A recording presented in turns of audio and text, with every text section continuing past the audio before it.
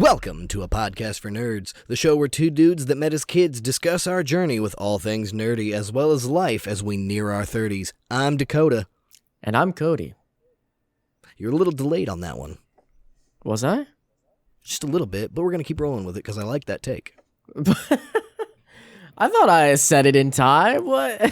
I'm just giving you grief. I felt all the pressure, like, don't mess this up. Don't say it too early. Don't say it while we're still talking.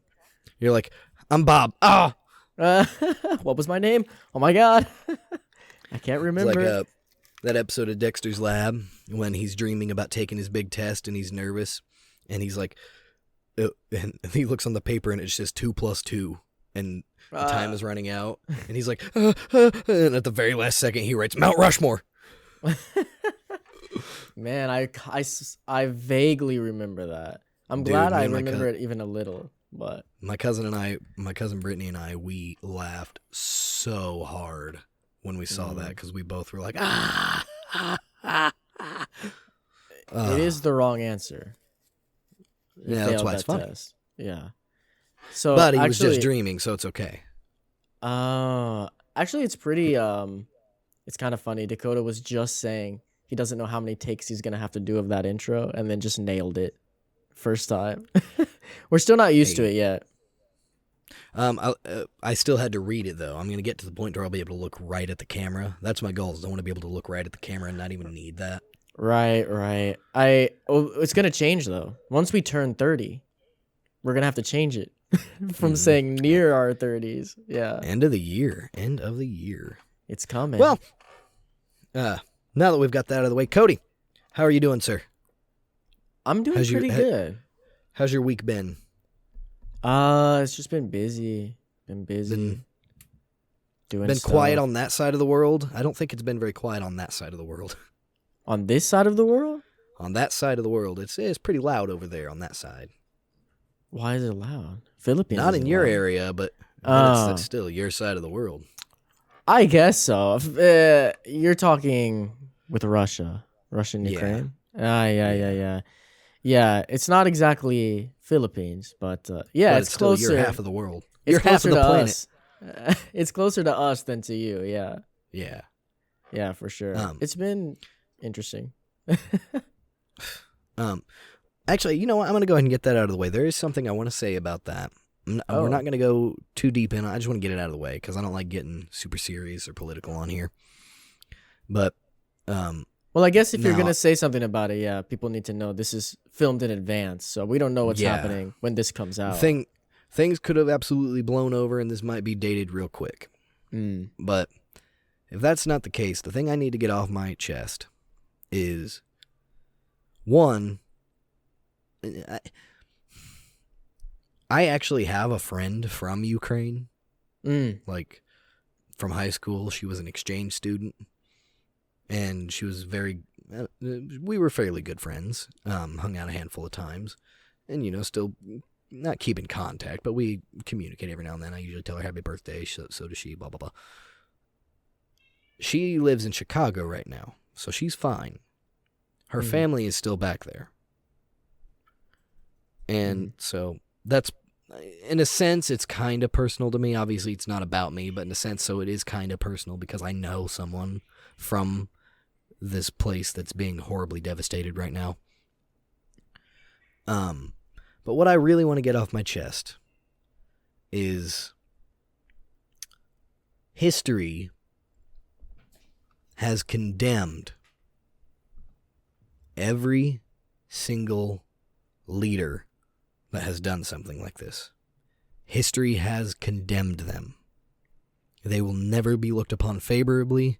They will only be looked upon with malice, hatred, and regret.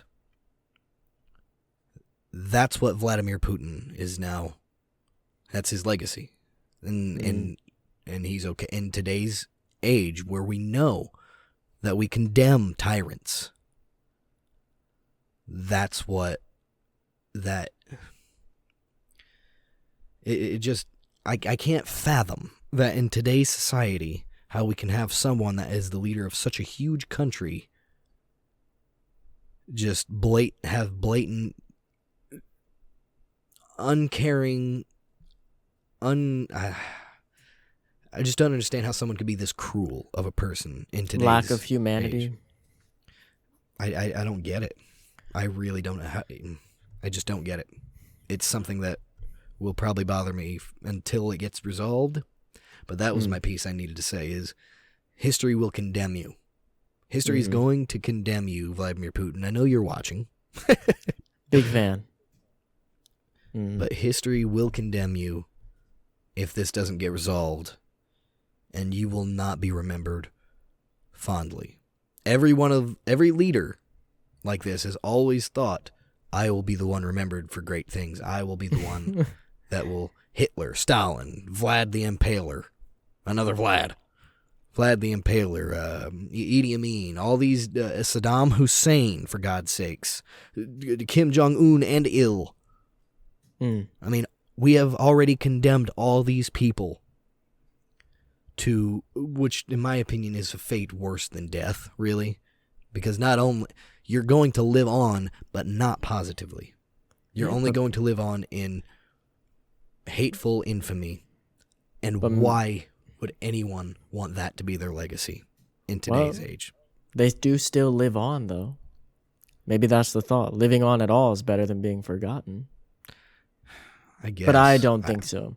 I agree. I know you don't want to get too into it, so I won't add too much. The only thing I will add is I do think it is hilarious that Putin, like, he wants to be, this, like, war hero and, like, remembered fondly and all of this. But he's just making himself look like, the worst kind of person imaginable. And instead, the president of Ukraine, who was a comedian, that everybody was like, it was like he shouldn't. Yeah, but like a year ago, people were like, how is this guy president? Like, this dude was a comedian. Like, can anyone become president now? Yeah, he was just a comedian, and he became president. That's awesome. Now everybody looks at him like he is what Putin wants to be, basically, which is hilarious. People were telling him, get out. We need to keep you safe. And he said, why? No, I'm not leaving my country. Why would I do that? This is my country. It's my home. I'm staying here. His quote was like, I don't need to get out. Yeah, his quote was like, I don't need to get out. I need ammunition. It was something like that. I think I did see that. It's sick, dude. Like, it's pretty cool. Like, when I hear stuff he said, it's pretty inspiring, actually, as someone who's not even Ukrainian. Yeah. Oh, yeah. So, and I think the other thing is most, if not all of the world is on Ukraine's side. Yeah. Like, even the Russian people are on Ukraine's side. Oh, absolutely. That's the big thing about this is that it's like, it's the Russian government. It's not Russia who wants this. I feel really bad for the Russian citizens. Like, with all the sanctions happening, I've been watching things about what's happening there, and it's like, their life is very, very hard now. It sucks. Because it's not like when it was the Soviet Union and they brainwashed everybody into thinking America and the rest of the world is evil outside of the Soviet Union. No, Russia has access to the internet and how things actually are in the world. I'm sure there are probably a handful of obviously loyalists who are alive during Soviet era who still have those beliefs, that Americans are all just capitalist pigs and all that, but most of the country, especially our generation, know that we don't want another war, especially us. We don't. I'm not going to get into that. I'm not. Yeah, we should probably. But that's what I say. Yeah, I'm interested in it. I'm watching it closely as someone who doesn't follow politics. I think everyone's definitely. I mean, we're all really affected by this. If it escalated, I'm not watching it closely, but I'm keeping my eye on it. I'm watching it closely-ish. Like, I check the updates every day, like once a day. I don't like follow it by hour or something like that, but just in the morning, see what's going on. But yeah, we don't need to stay on that. This podcast, guys, this podcast is meant to kind of be like an escape from things like that. Just talk about nerdy crap. That was my vent. I needed to put that out there. I needed to, just because I'm a big fan of history, and when people don't listen to history, it really irks me. So yeah, history always repeats itself. Mm-hmm. But so anyway, let's move away from that. Talk about something that's not angering. Sure. Ukraine, a podcast for nerds does stand with you. Absolutely. Absolutely. Not very tall, but we both stand with you. Yeah. That's knock at me too. So, oh Lord, I choked on my spit. Oh, sorry about that. It's okay. All right. Mm-hmm. So, yeah. let's see. I'm hosting today. How are you? I'm doing good. How are you? Well, I can't complain. Our couch broke. Oh no. So that's a little annoying. Bro, I would stop eating so much junk food if you're breaking the couch, bro. Dude, I can't do it. Me either. Dude. Those Me Oreos. Either. Oh my god, I haven't had an Oreo, but I've had plenty of junk, trust me. Yeah, I had mini Oreos on my first break today at work. And then we just had Little Caesars for dinner. Dang, man, I remember Little Caesars. Dude, I used to hate on Little Caesars. I remember. Oh, I know. We'd be like, let's get Little Caesars, and it's only $5, and you'd like throw a fit.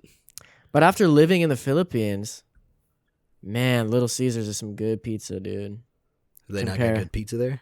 It's I'm not saying they don't have, but it's definitely hard to find. I know like 3 places off the top of my mind that have it. One's like super, super greasy, like to the point that even I'm like, bro, this is gonna give me a heart attack. You've always been a dabber, like you put. I do dab it. I definitely dab that one. The other one's good, but it's a little too far away. And then the third one, which might be the best, there's only one location, and it's all the way up in the mountains. Like, but here's the crazy mountain thing, pizza, dude. Here's the crazy thing, though. The one that I'm talking about, that I'm saying is probably the best one.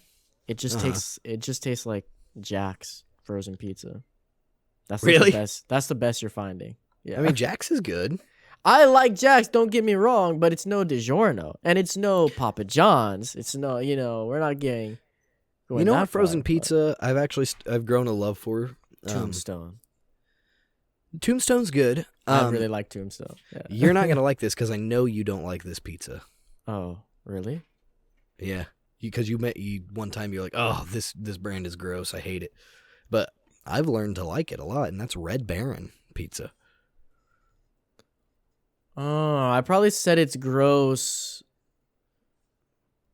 It's from a long time ago. Yeah, the last time I ate Red Baron was so long ago.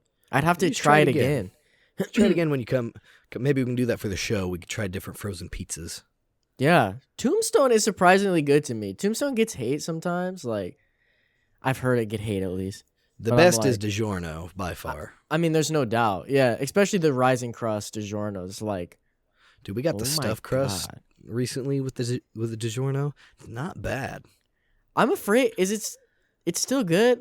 I'm okay with stuffed crust. The only reason I'm afraid of it with DiGiorno is because honestly, for me, on the DiGiorno pizza, the rising crust one, that crust is the best part. That's like, it's still very what good. I want. It's still very good. Dude, the crust is my favorite part of the DiGiorno as well. Yeah.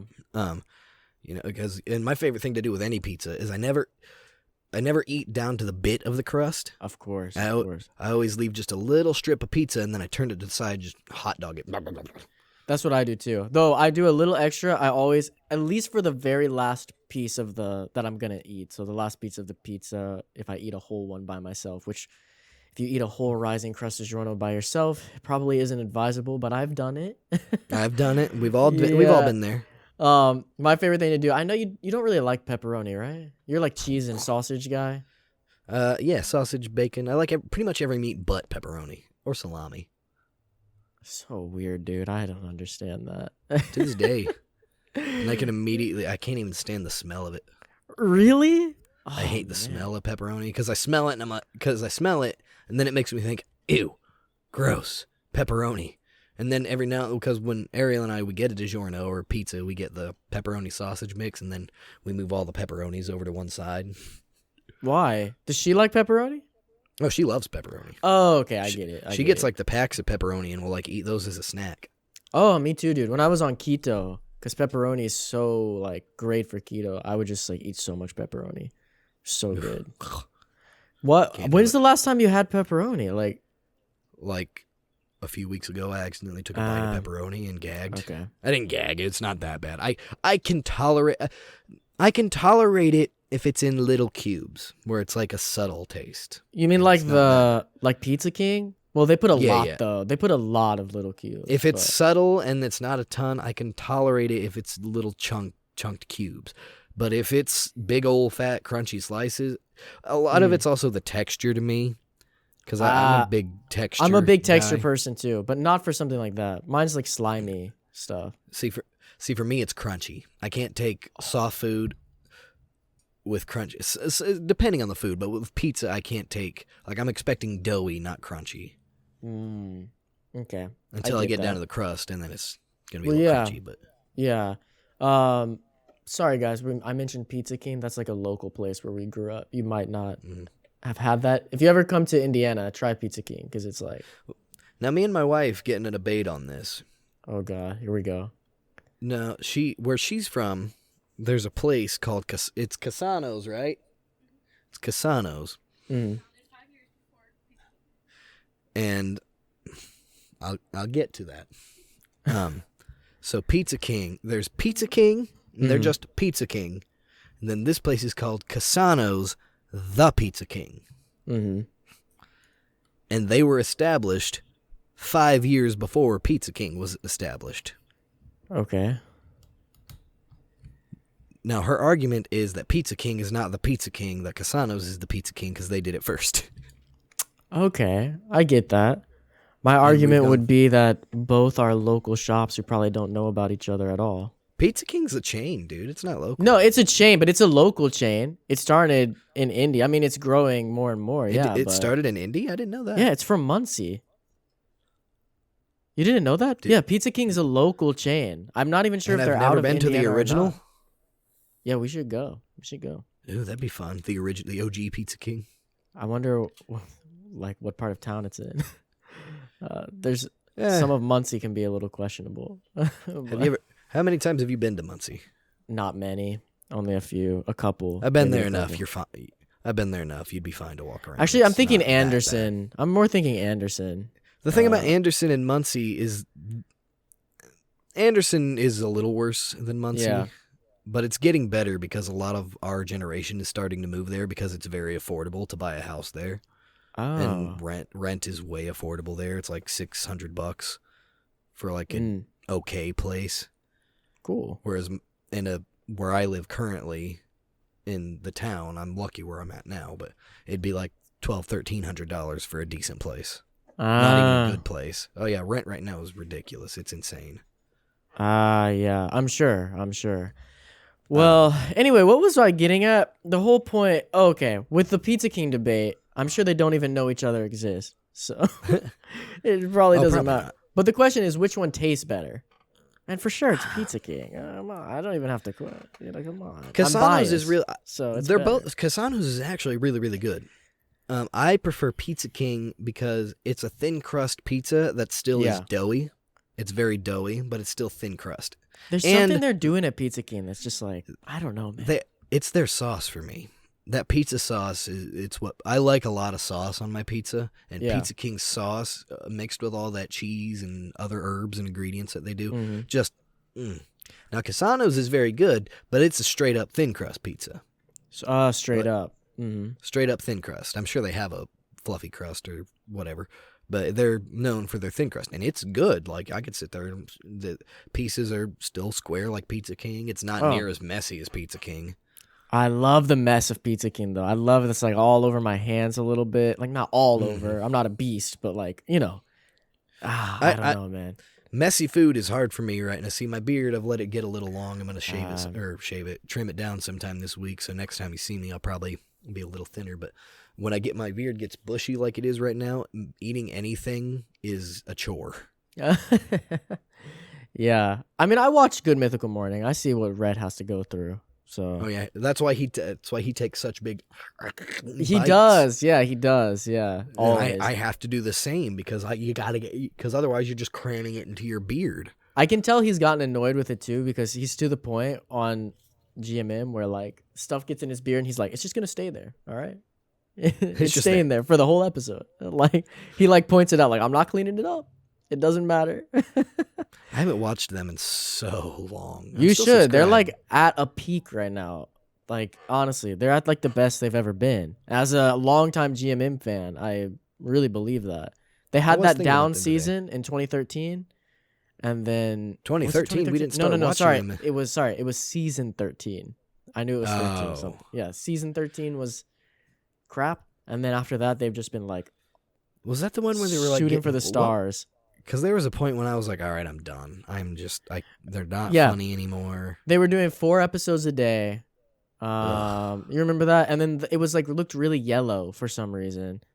And then they were always having guests, and they were like always breaking away from the format. So basically, what happened is they've talked about it on Ear Biscuits. Is that, I mean, we don't have to discuss all GMM stuff here, but you could go listen to it. But basically, the rough idea of what happened is like YouTube came in and they wanted to fund making GMM bigger, to do more and all this stuff. Like, it was basically like the higher ups want to bring in all this crazy stuff and have them do all this crazy stuff, and it just wasn't GMM anymore. It really lost. So they got corporatized. They didn't sell out, but corporate stepped in and was like, hey. Yeah, they offered them this like big opportunity, and it seemed like a really big opportunity.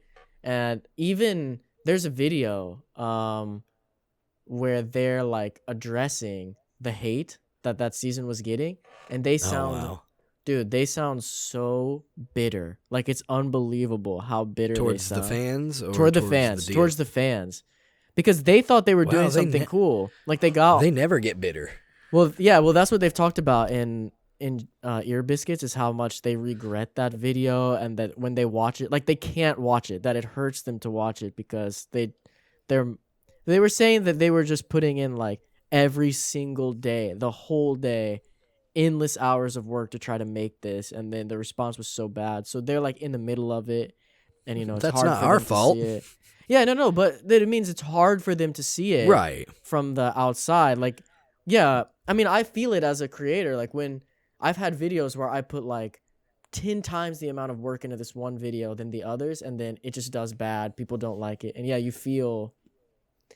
It's hard. It's really hard to take that. And for me, that's one video. For them, it's like this whole season. So I can imagine how it felt. I think a video where you felt that was when you were trying, that one cosplay music video you did where you were trying to change it up and make it about the beauty of cosplay. Wait, am I thinking of the one you're thinking of? Like, I don't know. There was one where like you put it out, and the whole thing was really slow. It wasn't like your typical what you would. Was it voiceovered or no? No. It was you told me, you're like, my idea is I want to portray the beauty of cosplay. You had like these really slow, like ambient sounding music coming up. I don't remember which one it was. I feel like it was one of the Midwests we went to. Sounds right. Midwest or a con Sounds right. we went to. It might have been the last Anime Central we went to. I'd have to watch them and see. I don't think it's gonna be Midwest, because like pretty much all the Midwest videos, when I watch them back, I'm like, this is banging, dude. This video's awesome. Makes me feel like I'm there. Like, one of your videos is still really fun to this day? What's that? It's the one where you use Professor Shy Guy's song. Man, what con was that? I can't even remember. That was Evil Con. Oh my god, Evil Con. Holy Evil crap. Con, yep. Holy crap, I forgot Evil Con existed. Wow. I forget who I was talking to, but we were talking about how much of a podunk town Evansville is. Yeah. Because it really is kind of a podunk little. It's a big, big town, but it's very podunk. And for those overseas, podunk means rural. Thank you. I did not know what that meant. Rural is putting it nicely. Okay. And not that there's anything wrong with that, but they just don't see a lot of action. And then for a town like Evansville to have an anime convention, it's kind of weird. It's just very, very strange and weird. I had fun there, but there was some stuff that happened at that con that I look back on now, and I'm like, But it's not really stuff I want to talk about publicly on here. Well, do I know about it? Yeah, you know about where it eventually led to, but I don't know if you know about that's where it started. It's I don't want to get into it. I really can't. I can't. I think Well, I know me. what you're referencing. I think I know what you're referencing. But I'll ask you when we're done with the show. Yeah, if you can remember, remind me. But I think I know. I would talk about it. The people you're talking about. You might know the. Yeah. Okay. Yeah. You might know. Okay. Yeah. Okay. Yep. I got you. Yeah. You don't need to say anything more. I know exactly what you're talking about. Yeah, but that's where some stuff like kind of started, basically, that turned into some other stuff. But yeah, looking back on that con, funny that it happened there. Wow, weird, started all the way right? back then. That's crazy. Weird, right? Yeah, you might not know the whole like going into detail on the story. Nah, we don't. Again, we don't even talk about that. But it's crazy that all happened. That was 2014. Can you scoot up a little? Can you scoot up? You're blocking my light. Sorry. My girlfriend was blocking my ambient purple light. Very important to the podcast environment. So, EvilCon mm-hmm. was a convention. Yeah. Well, actually, going back really quick to what I wanted to say before, a long time ago, because I never actually got to my point. Oh, my bad. About pizza? When I'm eating pizza. Oh No, it's not your bad. It's not your bad. We're going way back. So when you get to the crust, right, I don't just save like the little bit because I love pepperoni. Maybe you'll do it with sausage. I don't know. But I'll keep a little bit on the crust, but then I'll have one piece that kind of like comes off and around where there's just a pepperoni right there. So I eat all the crust around it, and then that final bite is full crust with cheese sauce and the full pepperoni. And I got you. That's God. That's probably satisfying. Yeah, man. If you like pepperoni, that's pretty satisfying. But I don't know if you do it with. Do you like Sorry, we can move on from pizza, but I'm just curious because you're not super into like. I've never known you to be super into like spicy food. It depends. It's growing on me. I'm not good with spicy, but I do like some spicy foods now. Like I always get spicy queso on my burritos, and I usually go for the spicy queso if I have the option. I was gonna ask, do you ever get like the jalapenos. spicy sausages? Because I think that's super good. Spicy sausage is good. I'll go with sausage on pizza if it's spicy for sure. So good. But in Philippines, actually, they don't have sausage, right? They do some places. You can find it some places. Actually, one of the places I like to get, they have it, and I get all meat pizza, sausage, pepperoni, bacon. Nice. I don't know what else they're putting on there. Some kind of meat. Something to give me a heart attack. But they always give you hot sauce in the Philippines. You always put hot sauce on your pizza, pretty much always. And I can't imagine not doing it now. But in US, I'm sure I won't. Because the flavor's different. The flavor of the pizza is different. Like the hot sauce matches Filipino pizza flavor. Things are different over in countries. Like Coca-Cola here tastes a lot different than it does in England. Did you know that? Mm-hmm. It has to do with Oh, sorry. Go ahead. Yeah, they use cane sugar. Yeah, and we use corn syrup. Mm-hmm. Yeah, I watched a whole video about that recently. Actually. So it makes me want to try British Coca-Cola. Yeah, I better specify that. I mean, British Coke might be good, but I don't know. I've never dabbled. So what have you been up to? Have you been watching anything? Well, you're the host. I shouldn't. Yeah. So let's move on. We do have a few things newsworthy that I do want to talk about. Okay. The big one I want to talk about is the announcement already of a new Pokemon game. What? I didn't see that.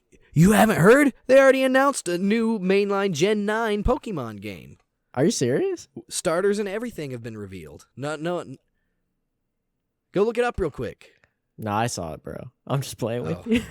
Dude. I did miss it. I did miss it for hours. I only saw it just like last night. Oh, wow. End of the night. Dude, yeah. This was like, I found out on Sunday. Yeah, I had no idea. Which, yeah. What do you think? Okay, well, so what's it called? It's called Pokemon Scarlet and Violet. Scarlet and Violet. And I'm like, perfect. Automatically, that makes me feel good because we're going back to colors. I know, right? I agree. I like that. No more symbols. We're going right back to colors. No more symbols, letters. Going to colors again, which I love. I'm like, perfect. Yes. There's so many colors, too. Did they really need to stop using the colors? We have a lot of colors. Pokemon Cyan, Pokemon Magenta. Is that how you say it? Cyan? That felt wrong when I said it. I think Cyan. Cyan. Oh, yeah. No, yeah, you're right. Cyan. Yeah, Cyan, Magenta. I don't know. Puke Green. There's Red so and many. Blue. There's so much. Yeah. Which one are you getting? Me and my wife share a Switch, and she wants... that sucks. She wants Scarlet, so I'll probably end up getting Scarlet. But it also, for me, I can't ever make a decision on which game until I see the legendary for that game. I don't care anymore. I have to know. And I cannot pick a starter until I see their evolutions. I won't do it. I'm not going to pick a game. No, bro, I completely disagree with this and such a deep level. Dude, I could not stand, like, if I started with Tepig, right, and then Emboar is my final thing, Emboar is stupid, and then I'm stuck with Emboar, and I didn't know that. If I'd known that I was going to be stuck with stupid-looking Emboar, I wouldn't have picked Emboar or Tepig. Whoa. All the Emboar fans in the chat right now. He's going stupid. Off. Emboar is stupid. I said it. Wow. I said it. Emboar is dumb. Why Tepig and all that is dumb. Because why do we need a firefighting pig? We don't need any more. We don't need firefighting types. If the problem is that it's firefighting, I get it. But pigs are really cute, so I'm kind of offended. That's the thing. I love pigs. I love me a good piggy. Piggies are great. But Emboar looks stupid. He looks so dumb. He's just a big... He doesn't even look cool. You know who looks cool? Blaziken. You know who looks cool? Infernape. You know who looks cool? Every other final one but Emboar. Empoleon. And Delphox even looks... Delphox even looks kind of stupid.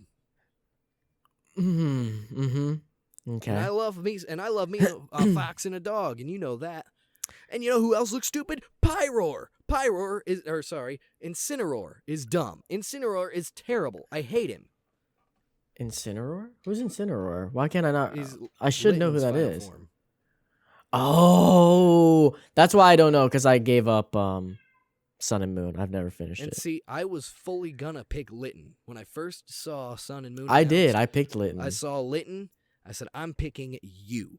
And then I saw Incineroar, and I said, thank God I did not pick. But I feel like you're being way too dramatic, man. If you don't like the final evolution of the starter, just box it. There's so many good Pokemon that you can pick along the way. The way I play is I like to finish with my starter on my team. Because to me, that's my journey. I started with you, I want to end with you.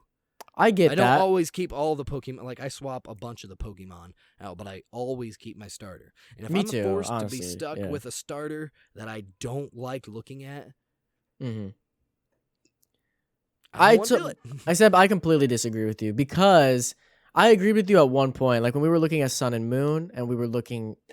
That's what killed it for me. I remember watching all the stuff that came out about Sun and Moon, and I felt like I knew too much about the game when I went into it, and I feel like that's why I didn't like it. There was no more surprises for me. I knew exactly what my starter was going to be. Like, I remember when I was a kid, and yeah, I just picked this starter because I like its first form, and then the excitement of, like, when it's going to evolve, like, dude, what is it going to be? I have no idea. Like, I feel really excited not knowing. And if I get burned, I get burned. It's just part of the journey. To me, I personally think it's worth the risk to feel that, like, excitement of the unknown of, like, Can you hear my cat, by the way? Yes, it's all right though. She's just standing at our door screaming, like, behind the door. Sorry to anyone who can hear it. There's nothing I can do. Anyway. See, now let me explain. I don't go looking for I'm the same way. I like to keep all the secrets. You know, I listen to podcasts where they'll talk about it. but I don't go looking for every scrap of information or what all past gen Pokemon are going to be in it. No, it's my two big concerns for every game. After that, I hear what I hear in podcasts or videos or whatever. Is I have to know what I'm getting into with the starter. And I really want to know. I don't want to just blindly be like, I'm getting Scarlet, and then if the legendary for Scarlet is stupid looking, now I gotta be stuck with that with Scarlet's legendary. But there's so many legendaries in the games. Like, you can find another legendary. But I want the one that looks cool on the cover. Sword and Shield admittedly did not have enough legendaries. That was disappointing. Yeah, they added them in later.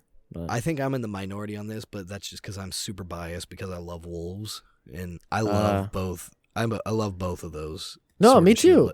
I love, but they don't have enough legendaries. Like every game normally has all these side legendaries you can go hunt down. Sword and Shield didn't have that. Speaking of stupid looking legendaries, what's that one little deer with his fucking floppy hanging limbs and a bush on his head? I just swore and I apologize. I don't know what you're talking about. Oh. Yeah. I do know what you're talking about. Yeah. What gen is it from? It's Gen 8. It's like a little deer, but he's got like a little doll's body and he just floats around with his limbs hanging. He's got antlers and then a giant bush inside of his antlers. I guess I don't know what you're talking about. It's from DLC? Yeah, it was one of the DLC ones. I haven't played the DLC. I haven't played it either, but I think that legendary looks awful. Oh my gosh, it's such an awful design. And yeah. I'm not normal. Well, I disagree with you again because I don't want to know what the legendaries look like. Though it's impossible now because they put it on the box. Even if you buy it digitally, the picture on the Switch is going to be the legendary for sure. Yeah. But think about like playing. Maybe you don't remember. I don't know. But I still remember as a kid playing Red. It was my first one I ever played. And not knowing Moltres or Zapdos. Moltres is the one I call out because that's the first legendary I remember finding in that game. And like, What is this? Like, oh my god, this is different. This Pokemon is on the map.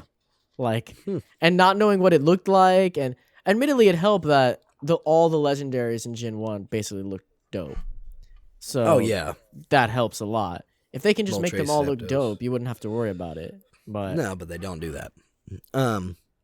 I don't want to know. See, I actually don't have.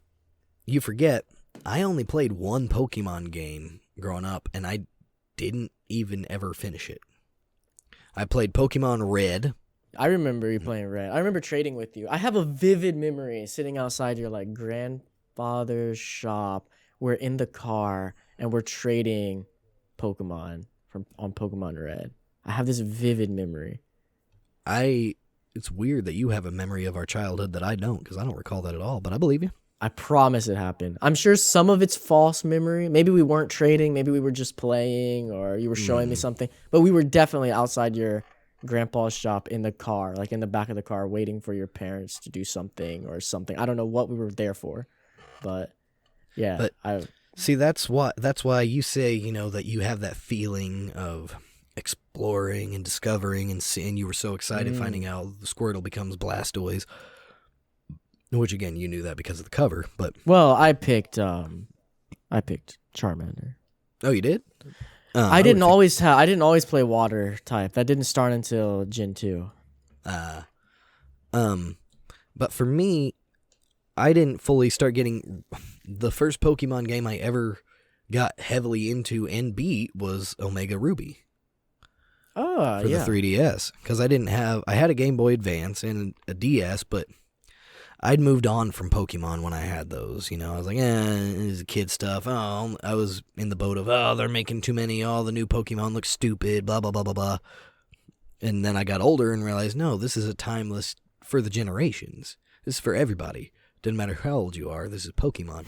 But by the time I got into it, that age of wondery and discovery was kind of gone for me. Wonder and discovery? No, wonder is a word. Is it? That's new for me. I should look it up. Wondery. Wondery. Wonder with a Y at the end. I just find it funny because now you're the guy who like watches like Power Rangers and like I'm not hating. I'm just saying there was a time that you were like, oh, that's for kids. But that's how it is, right? Like you become like a teenager or a preteen even, and you're like, that's for kids. I'm an adult. And then you become an adult and you're like, I would like to do those kid things again. Well, yeah, because you move away from those things and then you realized I wasn't being mature. I was just depriving myself of something I would have liked. Yeah. Well, you do it because I think you do it in like at that age because of pressure in school, things like that. Like all the other kids think it's lame. I'll be lame if I'm into this. I want to fit in, you know. Yeah, that sort of thing. But you get to a certain point in your late teens, and especially when you get into your 20s, where you just stop caring. I would say in your 20s for sure. Maybe late teens. Like I think once you get out of high school, you just got to get out of high school. Yeah. Yeah, and that's what I try to tell. I've told my sister right now. She's in high school, and I try the to tell her, youngest sister. She's gonna be a senior next year. Oh God! Yeah. Don't tell me that. Dude, what the heck? How do you think I feel? She's gonna be 17 this summer. Oy. Yeah, that's crazy. Yeah. Believe me, it floors me. But that's what I told her. I said, I don't care. I said, I'm telling you this now. Popularity does not matter. Don't worry about trying to be popular.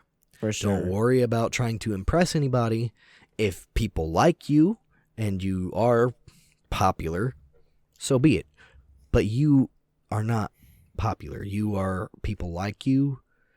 And I just hate the idea of popularity in school. And that's what I've told her. You always be yourself. Don't ever be ashamed of liking the things you like. If you like Steven Universe and it's not hurting anybody, you be proud. Of course, you don't have to go up to every random person and be like, hi, I like Steven Universe. Do you like Steven Universe? Want to be my friend? No. If you find somebody, you hear conversation, hey, Steven Universe, I was watching today. Hey, you like Steven Universe? I do too. Good for you. I mean, don't ever be ashamed. I'm not just talking about my sister now. Now I'm going on a rant. Just don't be ashamed of the things you like. I spent a portion of my life being ashamed of some of the things I liked.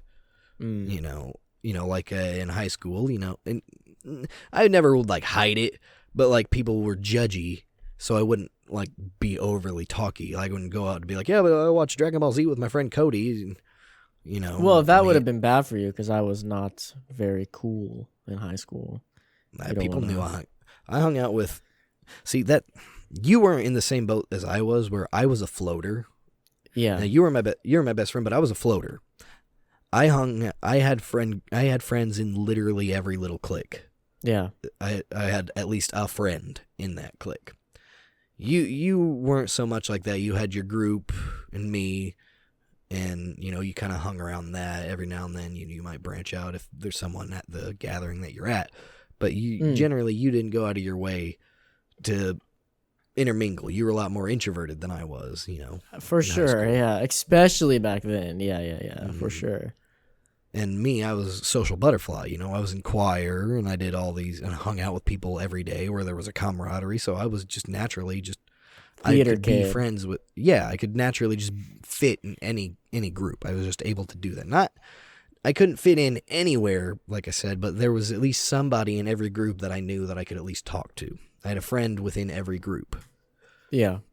I forget what my original point was. Oh, the original point is just don't be ashamed to be who you are. Unless you're a rapist and a child murderer, you should be ashamed of that. Probably. But don't ever, unless you're doing, let's just put this out there that it's implied that I mean unless bad things. But don't be ashamed of who you are as a person. You like what you like, and if people don't like that, my response every time, like people always stop bothering me after you watch anime? Yeah, why? Well, the thing is, after becoming after becoming I'm sorry, I don't mean to interrupt you. You know what the response every time is? Because they're expecting you to, I like anime. I'm expecting that from you. Do you know what the response is every time? I got it. I like anime too. not every time, but sometimes. It's rare. The response just about every time is, there's nothing wrong with it. Like, they immediately, they completely don't know how to react because it's not how they thought you were going to react. So they're just like, Yeah. To me, what I've noticed since growing up and becoming an adult is that the things you like as entertainment, like, are not that big of a deal. Like, it's just entertainment. Like, it's not who you are as a person, which is weird because, like, in high school, at least when we were there, it was like, yeah, the things if you're into these certain types of entertainment, that sort of almost defines you. But that's because high school is stupid. Like, you know what I would have been defined by in high school? I know what I would have been defined by in high school, and that's my love of AC/DC. Yeah, probably. I forgot. If that's what. Yeah. If anybody were to remember anything from me in high school, it's that I had an obsession with AC/DC. Yeah, bro. I'm kind of thinking about learning the intro to Thunderstruck because it looks just really fun to play. Like, I'm not into AC/DC, but you know, it just looks. There's fun several to play. different ways you can play it too. Yeah, Like, I've seen a somebody few. play it. Yeah, I've seen it where the people do it where their hands are like way out like this. like really stretched. Which to me, I know there's obviously keys where you do that, but then you see guitar players that they only ever play these kind of chords, and it's like power chords. Yeah, and it's like, but they'll do it on like an acoustic guitar, and they're not like, they're like, and it's like, shut up, dude, play the guitar. Maybe they're still new. No, it's they're like professionals. They're professionals, but they're doing the chords where you gotta like really stretch your hands like out like this. Well, to like. There's no right way to play the guitar. I know. I just hate looking at it. Is my problem. Oh, okay. No, it's all a me thing. I'll acknowledge that it's all a me thing. I also want to learn Eruption. Just, I mean, not now, but yeah, eventually would be pretty sick. That's slightly. I don't play guitar, but I used to dabble. That's all about 80% of that is all just tapping. Yeah, it's literally if you watch Eddie Van Halen clips of him playing, he'll sit there and shred for a minute and then like take his pick and just hold it right here and just sit there and just. That's why I want to learn it because I love the tapping. Honestly, I love how it sounds. I could never get the rhythm right on the tap. Well. My rhythm's better than it used to be. Okay, I was gonna say I hate to say it's this. Not but good. It's not good, but it's a lot. I can. That's good. You should just set up a metronome and just try to follow the rhythm. But if you're better now. I would try to sing songs, but I could never hear the beat to come in at. Like, yeah, I had a solo in choir, and it was for the song "My Girl." And the beat is down, down, down, down, down, down, down, down, down, down, and on the down, down, down, down, that's when I'm supposed to come in, but it continues down, down, down, down, down, and you'd think logically you'd come in on down, down, down, down, down. I've got sunshine, but it's down, down, down, down. I've got sunshine, and I could never. I know. I remember when we were doing Junkies for Fame, filming the intro for that. I still remember you like trying to record your part, and like you could. It was like we had to do it so many times to get you to like come in at the right spot. No one knows what Junkies for Fame is. I'm sure it's just another YouTube channel we had at one point where we made a crappy intro. Yeah, I still know it. Like. Junkies for Fame. Yeah, and I like did not know how to play the guitar at all, but I like for what you were down. It helped that there was so much distortion, so you couldn't tell what is happening. It was competent enough. That's all I'll say. You were competently playing. It was okay-ish. You weren't good, but it was competent. No, yeah. But. What was I gonna say? Oh, I think if it came to something like guitar, you would you might be okay like lead guitar sort of thing where you just kind of go off on your own thing. You don't have to think about the beats and the rhythm. You do, but not as much. But like doing rhythm guitar, I feel like that's where you would really struggle. Me? Yeah, even me. That's what like my great rhythm is grandfather actually played. hard, dude. Rhythm is hard. Yeah, Keep, like the strumming I keep moving patterns. my chair. I'm sorry if my chair squeaks. By the way, if you hear that, every time I like adjust, it goes. Yeah, I can hear it. I'm sure they can hear it, but So I do apologize. I need to WD-40 this. Anyway, we can talk. I don't know. Do you have anything else you want to say about like instruments and things, or you want to go get back to Pokemon? We can actually move on from Pokemon if you want and move on. I to wasn't the topic. done. I wasn't. Oh, you're not done? Well, let's continue. By all means, because let's I wanted to continue. ask you which starter do you want? You've seen. I mean, off of just now, I know you want to see the final evolutions, but first impressions. First impressions, man. I hate to be like this, but that cat is just perfect. It's perfect. It's the grass type, right? Yeah. I just looked at him last night, so I'm still. And everybody is obsessed with it, and I hate that because all I'm thinking is another cat for everybody to be upset, for the internet to be obsessed with. Let me look up the starters again really quick so I can just get a. Because I only saw them once last night. But based on these starters, I'm torn, really. I like the cat, but I don't want to get it just because it's a cat, because I know there are so many people out there that see cat and they're like, I'm getting it, it's a cat, I'm getting it. Sprigatito, that's his name. Sprigatito, yeah. Sprigatito, Quaxley, and Fuecoco. Gato means cat. Gatito is like small cat. I'm not sure what the spree's for. Like spring? Probably. Small cat? Yeah. Okay. Small spring Oh, cat. yeah, this is definitely in Spain. I mean, all these names are like Fuecoco. Spanish. They're all Spanish, yeah. And I don't know about Quaxley, but... Yeah, Quaxley's not a Spanish, but maybe his evolutions will be. But, I mean, clearly looking at the trailer, too, it's Spain. Like, come on. That makes... Yeah, I could tell it was another... Actually, take that back. I was saying, when I first saw it, I'll have to watch it again, I was thinking, oh, wow, they're going back to a more Japanese style. It's definitely Spain, dude. Is it? I'll have to go watch it again. Yeah, look at the plazas. Like, the plazas are so Spanish. I don't think I was paying attention so much to what was in the background as much as I was paying attention to, wow, they really need to polish this. I know, right? It looked horrible. But I feel okay because it's kind of been a trend. It's been a trend for a while that their games, they look horrible the first time they show them. And then when it comes out, it looks it just needs some polish. It's all I would say good enough. I've never had a problem with any of the graphics. I think, from what I've seen, I think Arceus looks great. I don't know the complaints about it. I understand the gameplay complaints, but from what I see... What gameplay complaint? Everything I've heard, it's like the best Pokemon game ever made. I've heard that from things. Really? Yeah, everywhere that I've watched is like giving it like 10s. And even myself, I'm iffy on it because I've heard it's good, but I've heard it's the most tedious of any Pokemon game. Bro, it looks awesome to me. It looks awesome, but the way you play is you don't have trainer battles. I don't know if you knew that. It's only wild battles. There's no gym battles or trainer battles, which is fine with the context of the game because it's the beginning of any of this. And it's not, you don't just go and fill up the Pokédex. You got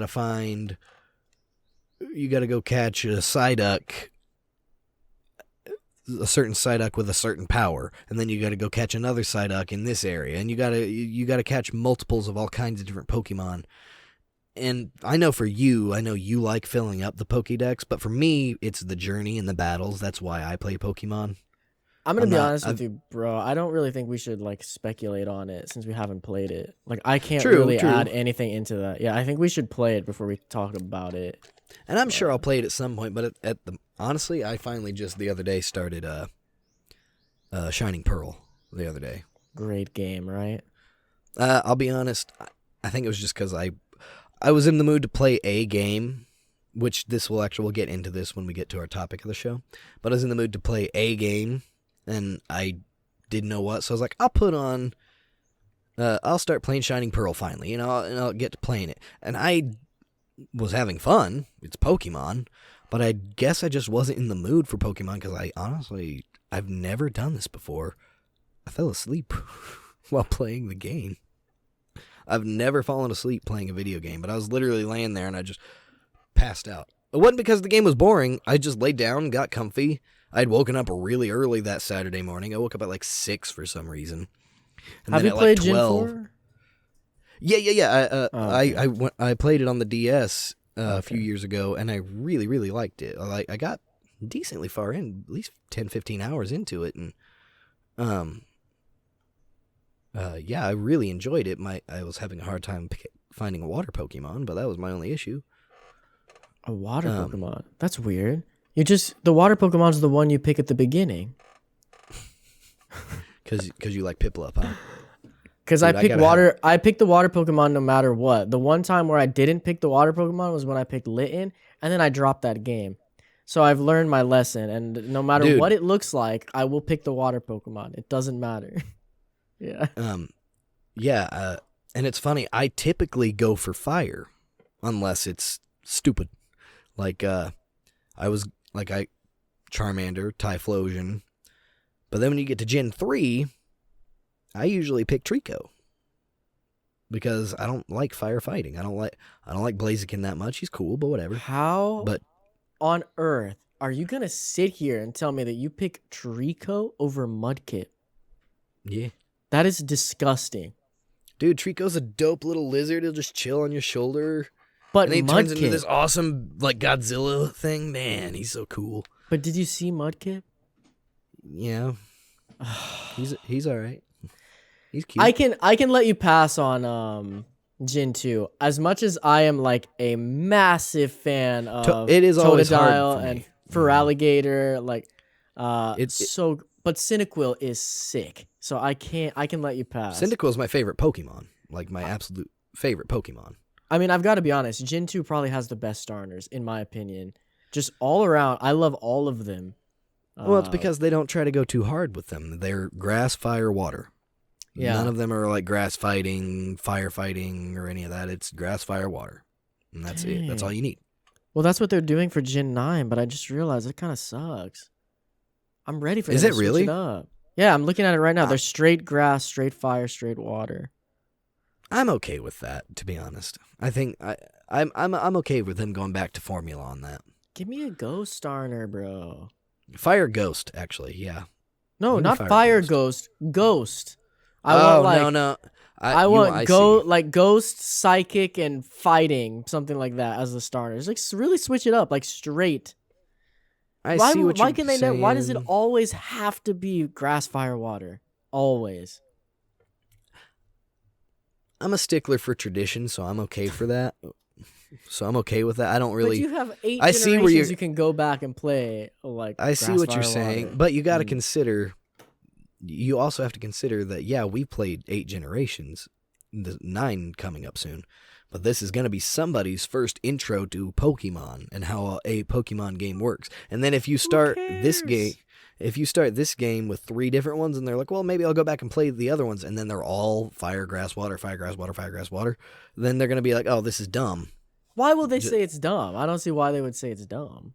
And because to them, because they're expecting it to be different every time. Now that this is Ghost fighting Psychic or whatever. I think you're not giving the new players enough credit. Like you get into Pokemon, you start like researching. They're gonna know that like this was the first time they tried this. Like I don't know. I see what you're saying. It's just that's not something that particularly bothers me, but I do see where you're coming from on that. They could, if they switched it up, I don't know that I'd be upset. I don't think I'd be upset. I'd probably be mad for like a day and then eventually come around to it. It'd be weird, that's what happens. But yeah. But so back to your original question of which one am I gonna pick? Yeah. I'm thinking. Come on, make the right choice. Make the right choice. I'm not. I probably won't end up picking the cat one unless I like its. Are you just not picking it because of its popularity? Just ignore the rest of the world. I don't. I want to have my own unique experience. I don't want to be like, oh yeah, I picked the cat, and then everybody else is like, I did too, and I'm like, oh. Okay. But I don't know. Why do you care what everyone else did? Like, it's your own journey. Like, are you really going to be comparing to everyone else's journey? I just don't want to do what everybody else is doing. That's the thing. I don't. To me, I'd feel like I'm copying. It's not that I feel like. No. There's only 3 you can pick. I mean, but it's fun. part of me, I like all three. That's the thing. I like the fire one because Fuecoco. I like Fuecoco because he's gonna end up being a badass fire alligator because that's his description. I heard some disappointment online that he wasn't a dinosaur, but it's fine. Crocodiles are dinosaurs. What are you talking about? Is it crocodile or alligator? I think he's supposed to be a crocodile. Crocodile. Because what's his name? The other one for alligator? No. Totodile. Oh, yeah. And for alligator in there. Yeah. Yeah, he is an alligator, even though his name is Totodile and Crocodile. He's an alligator. Well, let's remember that these are all like the English translations. I don't know. Maybe it made more sense in the original Japanese one. You might be curious. It says he's a laid-back fire croc Pokemon that does things at his own pace. If you noticed, he also looks like an apple. Yeah, I saw that online for sure. That's definitely intentional. I wonder if that will continue through his evolutions or not. So that's why I'm like, man, I want to pick the fire because I always typically try to lean towards the fire starters, but we'll just have to see because he's the derpiest looking one. And part of me wants to pick Quaxley because not too long ago I was at work and I was thinking to myself, as I do a lot, and I thought to myself, I can't believe they haven't done a duck water type starter yet. Well, they've done duck water, but not as a starter. But not a starter. And I was like, I can't believe they haven't done that yet. Boom. Did it. It's done. They read your mind. So now I'm like, man, and I love ducks, but I also love lizards, but I also love cats. So I can't pick right now. I have to wait and see. I think the obvious answer is to play off all three starters. Like, you're going to have to play it 3 times. That's probably like the whole game. Answer. Or the other answer is have a friend and have them restart their game multiple times and just trade over all 3 starters. It's very good. Very good point. Yeah. I don't know if I have a friend that's that generous, but Nate won't do it? Nate doesn't really do a whole lot of Switch gaming anymore. I mean, I'm sure he'll do Breath of the Wild 2 when it comes out, but he'll play. He didn't even know about the he didn't even know that there was a Horizon sequel that just came out. That's not on Switch though. I know, but he's that far out of the game cycle. He didn't even know. Oh, like he's such a PC gamer and playing all these. So he's PC probably games. playing Elden Ring. I hope he better be playing it. Elden Ring. God, I want to play Elden Ring so bad, dude. I don't need to get into that. I don't. Souls games I've decided just aren't for me. This is the one for you, dude. This is the one. I listened to 2 podcasts today, and all of them said, if you don't like Souls games, this one is good. Maybe try this one. But because if you can like skip Souls people, games, you can run past people. It's easier. That's not. I haven't heard. I've heard it's not easier. I've heard it's still really hard. I never made it past the second boss in Dark Souls 3. It's fun. I'm not. They're fun. I like them. They're just. I want to move on in the game, and I can never. One guy put it the exact same way I feel. He was like, when I beat the boss finally, it's not even satisfying. I'm just more like, okay, and then I can go and explore more. You heard me. And that's exactly how I feel. You heard me. Again, no knock. It's no knock on Soulsborne games at all, but like I would still like to pick up Bloodborne and try that sometime. But yes, that's the one. Play Bloodborne. Once you're used to the formula. Yes, Buttborne. Out of all the Souls-likes I've played, that is the one that I've liked the most. But I haven't played that in years. To me, it's like, because I couldn't get into it for a long time either until I played Bloodborne. But what I learned with it is once you're used to the formula, it grows on you. It's like an acquired taste. I can see how you could hate it now, or not hate it, but like not be into it. It's just not my cup of tea. I get it. But it could be. Well, now that we're talking about games, let's transition into. Wait. I know you want to move on, but I just want to talk about Quaxley for a second, okay? Because I'm picking him. All right, you're gonna pick Quaxley? Of course, I'm picking the water Pokemon. That's obvious, but come on, dude. Who looks at this duck? Who to me when I see him in like a school uniform, going off to elementary school. Like I don't know if that makes sense, but he just looks like a dweeb, like a total dweeb. Oh, that's not what I get at all. What do you get? I see a duck with a pompadour, and all I'm thinking is they're gonna do Duck Elvis. Hold on. Let me look at him again. He's got a pompadour, bro. I don't like what you're saying right now. He's gonna be Duck Elvis, which I'm for. I'm all for Duck Elvis. He doesn't have a pompadour. Dude, that's totally a pompadour. It is not. It's a hat. What else would you? That is not a hat. It's a hair. He's not wearing a hat. What are you talking about? They're not gonna. But this is based on Spain. How is that gonna be Elvis? Like he's got to turn into something Spanish. His name. He's the only one without a Spanish name. For now, he'll evolve into Spanish. I'm sure. I'm just saying. I think he's gonna be Elvis Duck. I don't see Schoolboy out of him at all. I think he's gonna be Elvis Duck. Well, you know what? I'm taking the risk, and if I end up with Elvis Duck in the end, then that's what I have to live with. I can't make a decision yet. If I had to gun to my head pick now, I would pick the cat. Gun to my head, but dude, I can't make a. As you know, I love cats. As crazy as it is, the cat is the last one I want to pick. Honestly, I haven't heard any public sentiment. I didn't even know it was the popular one until you told me. Oh, dude, nobody else is talking about anybody else. It's all the cat. There's even memes. Fuecoco. I've heard a lot about Fuecoco on YouTube. But it's because everyone's making fun of how derpy he is. No, I heard like 2 different people I follow said they were picking him. Oh, really? Yeah, no one mentioned the cat. He's the one I usually... I might lean towards him, but just because he's fire, but I can't. Oh, I forget what I was going to say. That's all right. Okay. Yeah. But I want to move on because I do want to leave soon-ish, but not like I'm trying to wrap up or anything now.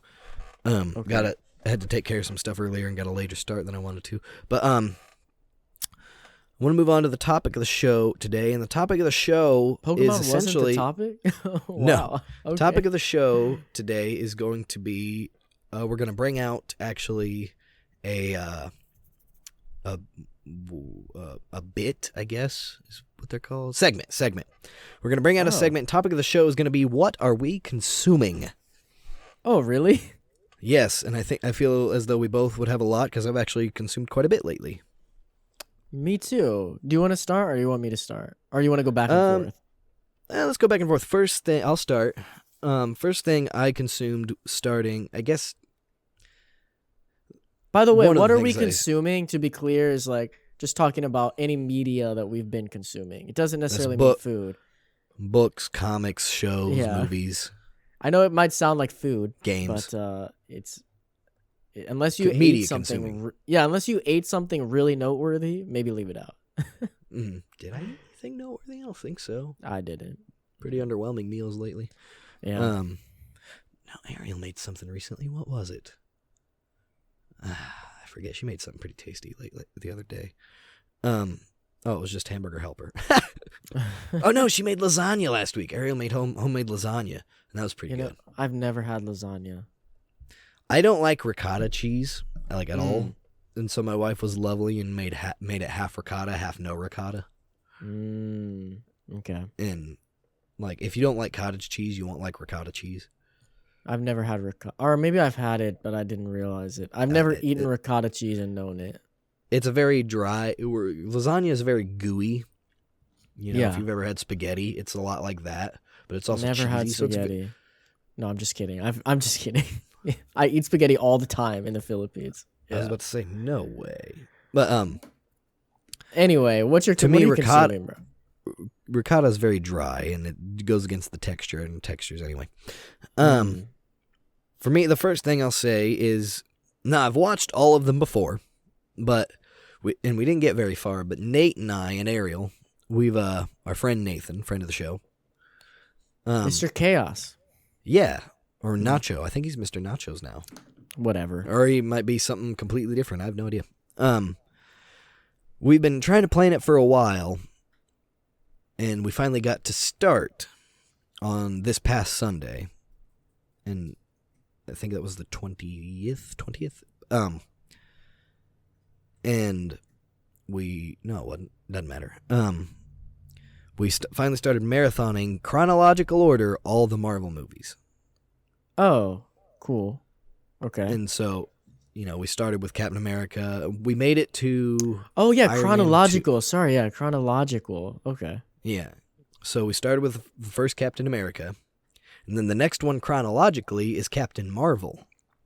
Because you go from 1940 whatever to 1995. And then you go to Iron Man 1 and 2, which is consecutively 2008 and 9 or whatever. And we made it through Iron Man 2. So we only got to get through 4 of them. Okay. And that was a bit disappointing, but it was also the time frame. We didn't start until like 10 in the morning, and it was we're going to have to go a whole weekend next time we do it. That's cool. How is it? It's fun. I'm glad we got Captain Marvel out of the way. I liked it. Hold on. I say I liked it, but like the thing is, I enjoyed it when I watched it, but like I can't remember anything now, so I must not have liked it that much. See, the thing about Captain Marvel is it's cool, and I'm not gonna knock against Brie Larson as a person, because I know there's some controversy around her as a person. Okay. I don't know. I don't know if you know. No, I'll explain it to you later. I'll explain it to you Sure. later. It's a bunch of stupid stuff, really, but there's a lot of controversy around her as a person. Okay. But my thing is, one, I hate how she decided to play the character. So here's what happened. We watched the whole movie. Nate actually fell asleep twice during it. Really? Yeah. And it was only our second movie. And it was like 12. Ariel, you said you fell asleep too? Vaguely, you did? So yeah, Ariel, she fell asleep too. I kind of got a little heavy-eyed. And Well, that's probably because you watched Captain America first. No, see, that's the thing. Captain America's fun. The first Captain America's really fun. Like, I had a blast watching that. And I always do, but I also really like World War II. Like history and stuff, so I like the setting of it. And I don't know. I like the first Captain America. I think it ends on a very good bookend. No, I don't know. I like the first Captain America a lot. I think it's my favorite of the Captain America movies. I fell asleep during it. I get it. I More get than it if you Civil War? I don't consider that a Captain America movie. I'm sorry. It's in the name. I know it is, but I don't consider it. It's Avengers 2.5. It's Avengers 3 to me. But then we move on to Captain Marvel, and we're just sitting there, and I didn't want to say, I'm not going to say I was bored, because there was a lot of fun stuff going on. Sam Jackson was really fun in it. Her powers were cool. Her outfit was awesome. I liked when she had the mohawk. Nate didn't like that, but I like when she had the mohawk outfit. And bro, honestly, I don't remember any of this stuff. I watched it in theaters, but I forget all of it. Green people. But we were all sitting there just trying to be like, what? Like, not that we weren't enjoying it, we were just like kind of bored, I guess. Like, why are we not enjoying this? And then at first we were all thinking, well, maybe we're all just tired. It's Sunday. The weekend's been long. We moved on to Iron Man 1 and immediately perked right back up. Yeah. Like, we were all immediately like 10 minutes in, we were all immediately like, this is so fun. This is fun, and nothing is happening. 10 minutes into the movie, nothing is and maybe further, half an hour. That's the Robert Downey Jr. effect, though. It wasn't just him, though. It was like the whole thing, everything about it. Like, a whole movie was just, it was fun. Like, yes, part of that is Robert Downey Jr., and he looks like he's having a blast during this, and with Brie Larson, she didn't look like she was having fun at all. It looked like she was just there for a paycheck, and I can't stand that. But then we moved on to Iron Man 2, and a lot of people hate on Iron Man 2, but dang, it's solid. Great movie. It's so solid. It's not the best by any means. That's Iron Man any 3. of them. Okay. Actually, I really love... Okay, hold on. I've only seen Iron Man 3 once, so let's be clear on that. So if I rewatched it, maybe my opinion would be different. But yeah, when I saw it, I don't know if I saw it with you or not. I saw it in theaters with somebody. It was in theaters with somebody. You were loved it. Oh, I know who you saw it with. Do you? You saw it with one of your exes, I'm pretty sure. Did I? When did it come out? 2013 or 14. No, 13. 2013. Maybe I did. I thought it was Chris. It could have been. Very well could have been. But I'm pretty sure you and your ex were living together at the time. I think you might have went all three of you and saw it together. Yeah, that might have been what happened. That might be why. I can't remember. Yeah. Iron Man 2, very solid. And then the next one, when we go back and start again, we're going to start with The Incredible Hulk. And Nate said, we got to watch the Hulk because... No, we're not skipping any of them. If I was going to skip it, I would have skipped Captain Marvel. Just read a synopsis. Dude, I've seen the movie. I've seen all the movies except No, for I know, Eternals. but I mean, you guys like read it together, like go around, like switch paragraphs, so it feels like you did something, you know? Nah, I said we're gonna watch it. Next time we watch, we'll watch it first, get it out of the way, and then after that, almost all the movies are really solid. Thor 2, Thor 2 is hot garbage, dude. I hate that movie. I don't know about hot garbage. That's the one I really fell asleep during, like twice, and I kept trying to watch it. Oh my god, I did not like that movie. Ugh. But then Ragnarok comes around, and it's like, Ragnarok is great. Yeah, baby. I'm excited for the next one. Are you watching the shows too? Oh yeah. Well, I haven't watched Falcon and Winter Soldier or Hawkeye yet. I mean, are you gonna watch them like in this marathoning fashion? I don't know. I actually haven't talked to him about that. I need to. I meant to bring it up last time we were there. I don't think we're going to. I think we're going to try and just do the movies. A lot easier. Because otherwise we'd have to watch What If. By the way, you have to watch What If before you watch the next Doctor Strange. Like, oh, I do. What If it ties in. Oh, thanks for letting me know. You have to. Every episode is different, but What If is literally all about the multiverse. Okay, and I'll watch next it. Doctor Strange movie is Multiverse of Madness. So you have to. I'm hyped. Okay, well, I'll watch it. Do you have any more to say about Marvel? No, that's all Marvel. I have two other things that I've consumed over the last few days, but I want to hear what you've been consuming. Yeah, let's switch off. So I'll go with the most boring one first, just get it out of the way. It's not boring, but I don't know that you'll have a lot to say about it. I just last night finished reading The Martian. I don't know if you've seen the movie. How was that? The book was awesome. I actually really loved it. I thought about picking up the audiobook. Yeah, honestly, you should. It's probably really good in audiobook, actually. Because most of the book is written in logs, like journals. Yeah, it's like the main character, like on Mars, like writing journals of what's happening.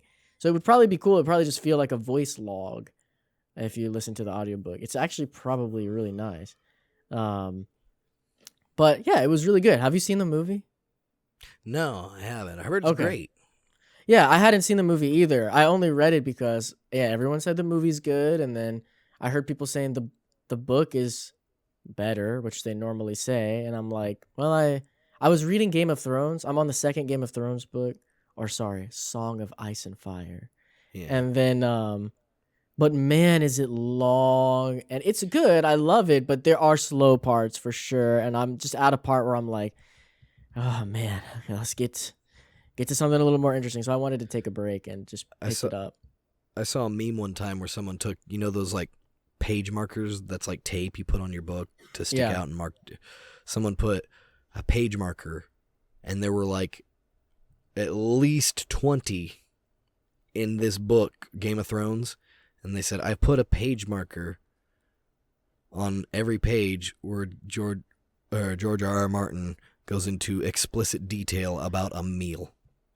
Yeah. That's the problem. It's like, it's actually cool. It is kind of cool when you're reading it and you're into it to get that level of detail, but man, it's too much. And I see why he can't put the next book out, because it's too much, man. This dude is like a perfectionist for sure.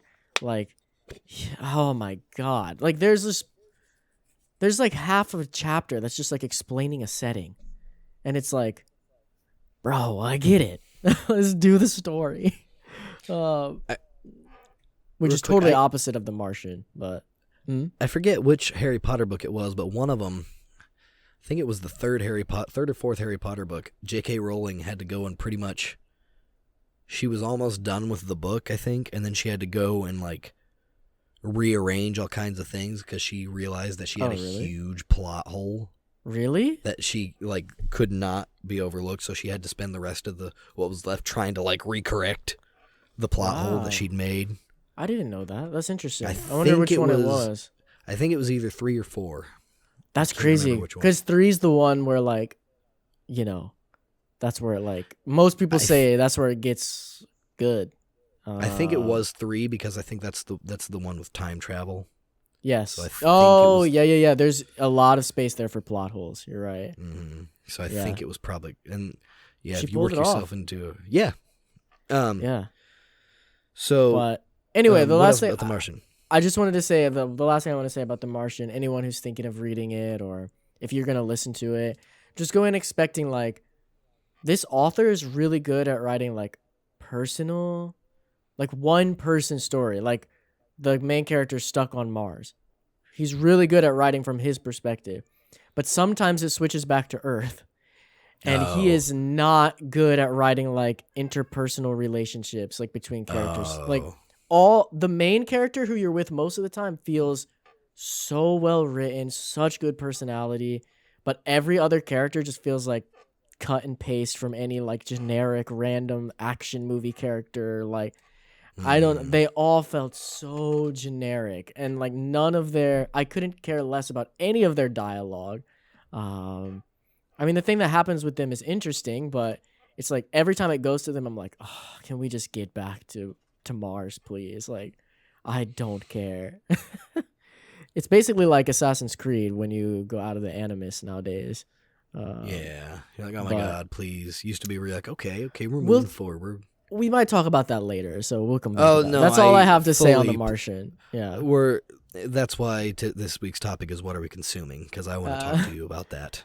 Okay, that's all I have to say for The Martian. Yeah, and I want you to go last on that because I was planning to. Yeah. So, do you have any other? Because I have 2 other. Well, I have 2 more, so 3. It works perfect. Oh, I have three, but one of them I'll just mention real quick. I got a couple books on Audible because I had some credits, and then I canceled my Audible because I found better apps. And I got a History of Pirates book. That's pretty cool. And learning some things that I did not know. So you're reading One Piece? Yeah. Actually, I did read a chapter of One Piece yesterday. Awesome. Chapter 700. Perfect. Only 300 more to go. Now, the show that I consumed was I started a show. It's called, and I finished it. It's 10 episodes. It's called Wayne on Amazon Prime. Is this Batman? No. It sounds like some Batman stuff, man. The kid is cool, and I could see him being a good like Robin. The kid, I could see him definitely. He would be a good Robin. Sorry. The show is about a kid, and this is mildly spoilery. I'm not gonna go into any big spoilers, but mildly spoilery is a tragedy happened. The kid is talking to his dad. It's about a kid who he's kind of he's not a bully, but he's an anti-bully, if that makes sense. He bullies everybody. Yes, pretty much. Everybody in the school is scared of this kid. Mm-hmm. And he's like that quiet kid that, like, you know, here, have a Snickers, it satisfies. He's that kind of kid. I was just sounding like Batman, dude. Well, he goes to school and he's a bully's bully. He beats up anybody who he basically sees fit, deserves of being beaten up. Mm-hmm. And so he's only got one friend in the school and one girl that he likes, but she doesn't really know anything about him. She shows up at his door one day to sell him Girl Scout cookies that she stole. And, you know, that's how they meet, and they hang out for a little bit, and he asks her to be his girlfriend. She says Which yes. ones did he buy, though? Was it Thin Mints or... I don't remember which ones he bought. I don't think, because it didn't matter, because he only bought them just as an excuse to be able to talk to her. What's the peanut butter ones? I don't remember. Okay, we don't Not have to those- go off on this. They're so good though. All right, it's cool. But so he tells, and he gets a girl. I'm just giving a synopsis. Yeah. Because I'm trying not to go to spoilers, but and then his dad, who is in hospice, basically, he gets a postcard picture in the mail, and it's from his Wayne. It's from his mom, his boyfriend, and it's a picture that I guess he sends sends Wayne's dad periodically as just a big middle finger to him, because Wayne's mom ran out with a dude, and the reason it's a middle finger, not only for the obvious, but he always sends him a picture with his gold Pontiac Trans Am, which is a very classic old style car, and the reason that it's a middle finger is because Wayne's dad bought the car, paid it off, and then Wayne's mom ran off with the dude because her name was on the title as soon as the car was paid for, and ran off with the dude to Florida. Man. That's crappy, dude. Of course they went to Florida, dude. So the show is about Wayne he gets this girl, they live in Massachusetts, and he says, "You want to go to Florida with me?" And she's like, and she has a very crappy home life too, and they're only 15 and 16. And she's just like, yeah. And it's about these kids making their way down to Florida to steal his dad's car. And it's good? And along the way, he's also beating up bullies. I like shows and movies where bullies get their comeuppance. And the show is just full of bullies getting their comeuppance. What? Were you bullied? I don't remember No, you being bullied. No, I just don't like Injustice. Oh, okay, yeah. The Actually, game, great the game games. Injustice is good. It's Yeah. very, very good games. But I actually have Injustice 2 on my PS4. But I get it. But I'd give it a solid 7. I don't know how much I actually like it, but I'm invested enough that I really hope it gets a second season. Right. That's how I felt Like, I'm about so I don't remember what it was called. There was a Wu-Tang Clan show on Hulu. I can't remember. Okay, what I know what called you're now. talking about. I know what It you're was talking about. good. I wasn't like in love, but I was hoping for a second season. Yeah. Same thing. Yeah, I was like, I enjoy this. I'm having fun with it. I enjoy Yeah. seeing bullies get beat up and all that. And I don't know. I think it's good. Check it out. If you ever get Maybe. the chance. If I find Not just time. you, anybody. Yeah. So, for me, the next thing that I've been consuming, I think you already know it, is One Piece. Of course. Me and Izai are still trying to catch up on One Piece. We are now in Wano, so we All are right. basically caught up. All right. We've got about 50 episodes to go to be caught up. Um, Wano is nearing its end, so I don't know what we're going to do. Maybe when we catch up on Wano, we'll just stop. I'm not sure. It depends how Wano ends. But maybe just like stop and then wait for the next arc to finish. I'm not really sure. I don't really want to watch it weekly for too long. So Did you know Nate actually, I don't know if he still is, but for a while he's boycotted One Piece why? because of Toei? Because of what they did to Totally Not Mark? Yeah, but other things, I guess. But the biggest thing was Totally Not Mark. He shouldn't boycott One Piece. He should just read the manga, like support Oda. Because Nate's not Toei's gonna just read the manga. He should though, because Toei is just the animation company. Like he shouldn't Oh, I know. boycott all of One Piece. Boycott Toei. Is he gonna watch any more Dragon Ball, or is he over? I'm sure Dragon Ball I as think well? he's just. I think he said he's getting over it, but I think he was just upset with them for a minute because they 150 strikes per video, dude. Come on. Yeah. No, it wasn't 150 strikes per video. It was one That's what one strike each for 150 videos. Oh, see, the guy I heard said it was 150. Maybe I just misunderstood him. Yeah, you can't do that. But I mean, either way, it doesn't matter. 3 strikes and your channel is deleted, and your AdSense account is deleted, which means you can't start with a new channel. Mm-hmm. There's nothing you can do. You can't. Well, you could, but you can't make money anymore at all. Yeah, Not from YouTube. They tried to destroy his life, essentially. Oh yeah, and it's like, and I love what YouTube did do, where Yeah. they're like, all right, bet, Yeah. fine, it's just not available for you to watch. They This they guy's need cool. They need to seriously release like geo blocking for all YouTubers, so you can block certain countries. Like, just let everyone block Japan who makes like anime related content, so that at least if it's Toei related, anime in general, related. dude, it's not. Yeah, no. Even I can't remember what they're called, but the company who makes the Pokemon anime, so not Nintendo, it's the ones who make the anime. They're super strict as well. They go after people like harder than Toei. Yeah, it's pretty nuts. But anyway, with One Piece, Wano is awesome. I hope you can catch up someday, because One Piece I'm getting there is slowly but surely. It's dude, and I mean, I watched, you as you know, One Piece from like high school is when I started. I think like freshman in high school, or maybe middle school, like 8th grade. I'm not exactly sure when I started, somewhere in that time frame, and just watched One Piece all that time. So it was slow, and like I didn't realize how many things I forget when I watch it like that. Watching back through all of One Piece over this last year with my girlfriend. Even filler? No. Oh, the One Piece that matters. Like it is I already knew One Piece was good, but it made me realize just how incredibly solid it is. Like, Oda doesn't forget anything, and he never misses a beat. Like, it's insane how something from so long ago will still be relevant, or is like a foreshadowing.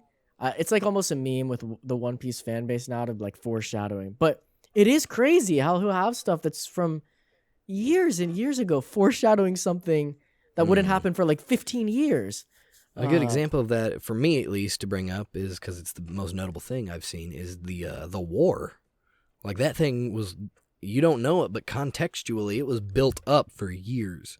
Yeah. Like, they're subtle about it pretty much right up until it starts, and then, like, they're like, Whitebeard's, preparing for something, the Navy's preparing, like, everybody's preparing for something big. It's just a matter of what's gonna kick it off, and that just happened to be Ace. Yeah, and when the Ace fights Blackbeard, without too many spoilers, I know the narrator's like, this is the event that sparked some other crazy event, and you don't actually see that event for so long. It's just like, I don't know, it's really well done. And what I'm excited for, you have not seen Dressrosa, right? You're on Punk. Just started it. Literally okay, just but you're started not at the end. There's stuff that happens at the end. I'm not going to spoil it, but it's amazing. Like, the thing that happens. I don't know if you know spoilers already, but either way. Not for Dressrosa. Okay, there's some stuff that happens at the end, like after Dressrosa's finished. Like, the arc's basically finished. You're in the wrap-up part.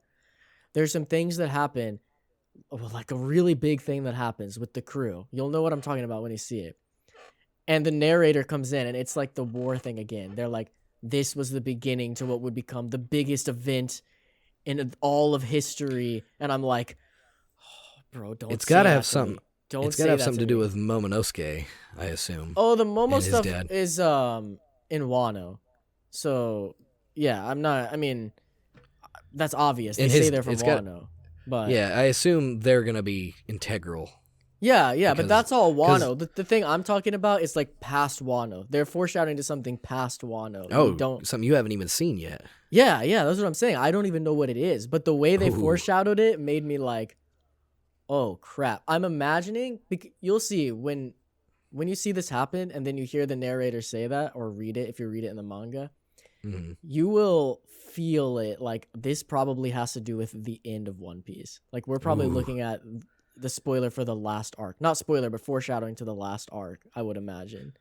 Where I'm at, the last thing Luffy said was, yeah, let's go to Dressrosa, and after that, we'll go to Wano. And it's like, I think it's going to be a minute before you get there, but... Yeah, they got another stop. They've got another stop before that, but yeah. You're getting into it. You're in Wano, basically. I mean, Punk Hazard, Dressrosa, all of that stuff. It's all like part of Wano when you look back on it, basically. It goes Punk Hazard, Dressrosa, then the Big Mom stuff, right? That's the one part that's not connected, but it does become connected amazingly. It becomes completely connected. I think that's what I really like about post time skip. We can talk about One Piece more later, but because I know you want to talk about the other thing that I've been consuming. But the one thing I'll say is with post time skip One Piece, I love how much it was already well connected before, but it felt like each arc was kind of standalone pre time skip. It's like, okay, they're in Alabasta, now they're in Skypiea, now they're in Enies Lobby. Like, it's all its own little stories, but now it's really, Everything's really connected. It's so connected. Like, the lines between the arcs are a lot fuzzier. Okay. It's less clear. Yeah. I like it. It's pretty cool. Anyway, that's all I'll say about One Piece for now. The last thing that I'm consuming, I'm not going to say a lot about because I just started it. I finally, remember I said I was looking for a game to play. And I thought, well, I have PlayStation Plus, where you get 2 free games a month. You still have PlayStation Plus? Wow. Well, it renewed. Oh, you could cancel and it. I already paid for it. Okay. I already paid for it. Might as well use it. Wait, and you paid by like year? I didn't mean to. I paid 1 year for it I paid 1 year for it. In like 2019, and then in 2020, there was a game coming out for PlayStation Plus that I wanted, so I was like, screw it, I'll renew it. And then and then $60. Okay.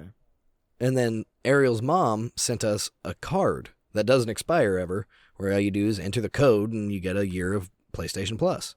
So I was like, sweet, I'll just do that next year. And I went to do it, and it renewed.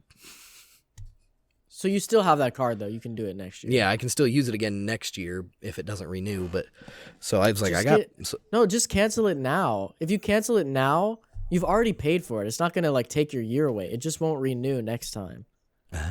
Yeah, so just cancel the automatic payment now, and then it will not renew. You'll still have it. It'll be fine. But I went and looked on the PlayStation Plus store to see what free games there were. It was a UFC game, and I think it was a Borderlands spinoff game, Tiny Tina, whatever that is. Oh, right. And I was like, none of these. So I was like, let's go check the deals. Sometimes I got good deals, an under 20 deal. Turned my fan off and then immediately got hot. So I was like, all right, whatever. And first thing that pops up, Horizon Zero Dawn Complete Edition for $10. That's a nice deal, dude. That's what I was like, oh. And then I was like, well, let's see what else, got a little bit. I was trying to spend at most $15. And then I scrolled down, Assassin's Creed Unity, $8.99. Have you played? You haven't played Unity? A little bit of it, actually, but me either. So I, like, bought it. Okay, this is I just. think I bought looking. It for $8.99 as well, though. Oh, okay, you didn't buy it, yeah. I didn't get Unity. There was like 4 games I was between, and I got 2. Well, 3 technically, because the other one I got for $5. I got the Return to Arkham collection, Batman Arkham Asylum and Batman Arkham City, PS4 up-res versions, for $5. Arkham Origins not included. No, I don't really care about Arkham Knight. No, because it wasn't part of the Arkham collection. All right. But I played Knight, and I haven't played Asylum since I played it a decade ago. But so it's like $5 for 2 great games. Sure, why not? But what I ultimately started with was Horizon, and I'm about 2 or 3 hours into it. When we get off here, that's what I'm gonna go do until I have to go to bed. Okay. Because I'll try to be quick with my next. If we talk for a while on that, it's okay. But I might not have as much to say as you hope, but we'll get to it. Yeah. But I'm liking it a lot so far. Like, it's honestly when you think of perfect games for Dakota, this is it. This is a perfect. I don't know about a perfect game, but it is for me right now the perfect game for me to play. Dinosaur, robots, strong female lead who's not annoying. She's so cool. She's super cool. She's cool. So. Have you played it? There's a bit of a tragedy with my history with Horizon. Oh, you got it and then your PS4 died? Yep. So I played like 5 or 6 hours, and then in Australia. This is when I was in Australia.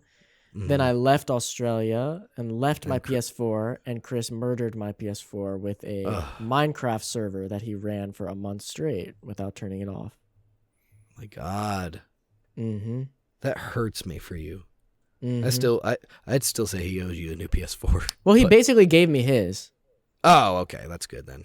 Yeah, so it's fine, I guess. But on his, I actually lost. I was playing Sekiro, which is such a hard game. About halfway in, and for some reason my save corrupted. Never had that happen before. Couldn't recover it. Anyway, yeah, that all happened with Horizon and Sekiro within like a few months, and so I was pretty frustrated with PlayStation at that time. Not that it was really their fault, but yeah. But what I like you said, strong female characters. I hate, you know me, I hate when people are like, we have a strong female lead in this thing, but she's a major, I don't want to use the B word, but she's a major B word. You and mean that like automatically? You mean, yeah, you've mentioned this before. I'm not sure if on this show or not. Where like, yeah, it's like they're using that personality trait to like make her look strong, like as a cheat, Yeah, and it's like being a jerk does not automatically make you a strong character. Like, it just makes you annoying. Yeah. Like, I had someone put it good about, he said, they were talking about Detective Pikachu, and when the female lead comes in, he said, now when she first comes in, she makes you think that she's going to be like every other American female, strong female character, where they try to make her a strong female character, but don't give her a personality. Oh, okay. But are you talking about the movie? With Detective Pikachu, that's the case. She's trying to be like that, but she fails very hard. Dude, I hated that movie. We don't need to talk about it, but I liked it. I loved it. I fell asleep. I just thought it's just so, like, the acting I thought was so horrible. Yeah, try it again sometime. The Pokemon stuff is fun. The acting's but the Pokemon stuff is very fun. Try it again sometime. Well, I was watching it with Izai, who's not a Pokemon fan, so I had to, like, I'm sure if I just watched it alone, I'd probably... When you're back with me, we'll watch it. We'll watch it when you're back here with me. Yeah. But yeah, she, and what I like the best is nobody likes her in the show, and everybody's basically poo-pooing her and saying, you can't do it, and it's not because she's a girl. No, not because she's a girl. It's because she's an outcast. No one is bringing up the gender at all in this. No one is bringing gender into anything, and that's how it should be. In what? What are we talking about? Detective Pikachu? Horizon. Oh, in Horizon. Oh, you said the show. Oh, I meant game. I'm sorry. Oh, okay. That's why I was listeners. I'm sorry. I'm back on Horizon. But yeah, they don't bring any attention to any character's gender. They're not like, oh, you can't do this because you're a man. They're like, we're in a world where robot dinosaurs and lions might kill us at any time. I don't care what's in your pants. Right. Yeah. Just I loved her characterization. She was really good. Like what I got to play. A very cool design, and it's a very Viking aesthetic, and I love Vikings. Yeah. I think they're so cool. Yeah. Even though they're terrible people, but you like it better than Assassin's Creed Valhalla? I've put more hours into Valhalla, but well, you just started Horizon. I mean, that's not a fair comparison. But I also really, I felt about like this when I first started Valhalla. I was like, man, this is cool, because I picked female Eivor. Because in Valhalla, you can pick between male or female Eivor is the character's name. And throughout the game, you can actually bounce back and forth between male and female at your will. Really? That's kind of cool. Yeah. And and they're both named Eivor. Okay. I've pretty much stuck with female Eivor just because I think female Viking is cool. Is a cool idea. Who do you pick in Pokemon games? A male or female? Typically male, but but I like Dawn a lot in the Pokemon anime. Of course, Dawn is great. So I chose Dawn, but I named her Bill. I have a very specific naming scheme, and with Pokemon, I always name them the name of the game. So I played as Gold, played as Ruby, and then with the new ones, like the remakes, so Shining Pearl. No, I did just do Pearl again. Yeah, just Pearl. What was it? It was Heart Gold. When I played Heart Gold again not that long ago, I named it Heart Gold instead of just Gold. My character's full name was Heart Gold.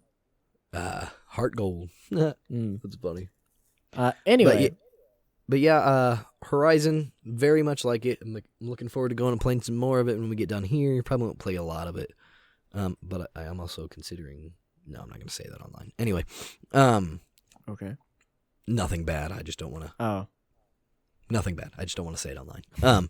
Nothing bad, but I can't say it. Okay. It's okay. I'm thinking about calling into work tomorrow, okay? Well, you're going to be sick. Yeah, totally. I'm most likely not, but thinking about it. He's not going to call in, guys. Come on. He's just saying things. All right. Just because I'm thinking about it doesn't mean I'm going to do it. I'm just I thought about it every single time when I when I still had a traditional job. But so yeah, I'm really looking forward to getting further in this game because it's got pretty much everything about a game that I like. Exploration, not like I can take or leave open world. If it's fun, it's fun, but whatever. Great story so far. Graphics, oh my gosh, it's beautiful. It is hands down in the top 5 most beautiful games I've ever played, up there with God of War. Bro, I really, really want you to play, what is it called again? I told you about it last year. I told everyone about it when I played it, and nobody played it. Plague Tale. I do remember. I'll look into that because it is the most beautiful game I've ever seen. Still, of course, I played it on PC, but I don't think it matters because I've seen videos of it on the consoles, and it was beautiful. And a strong female lead again, who's actually really cool. You should play it. I still need to see. I haven't played Ghost of Tsushima yet, which I really want to play. Me too. And I've heard it's gorgeous, and I've heard Elden Ring is very beautiful as well.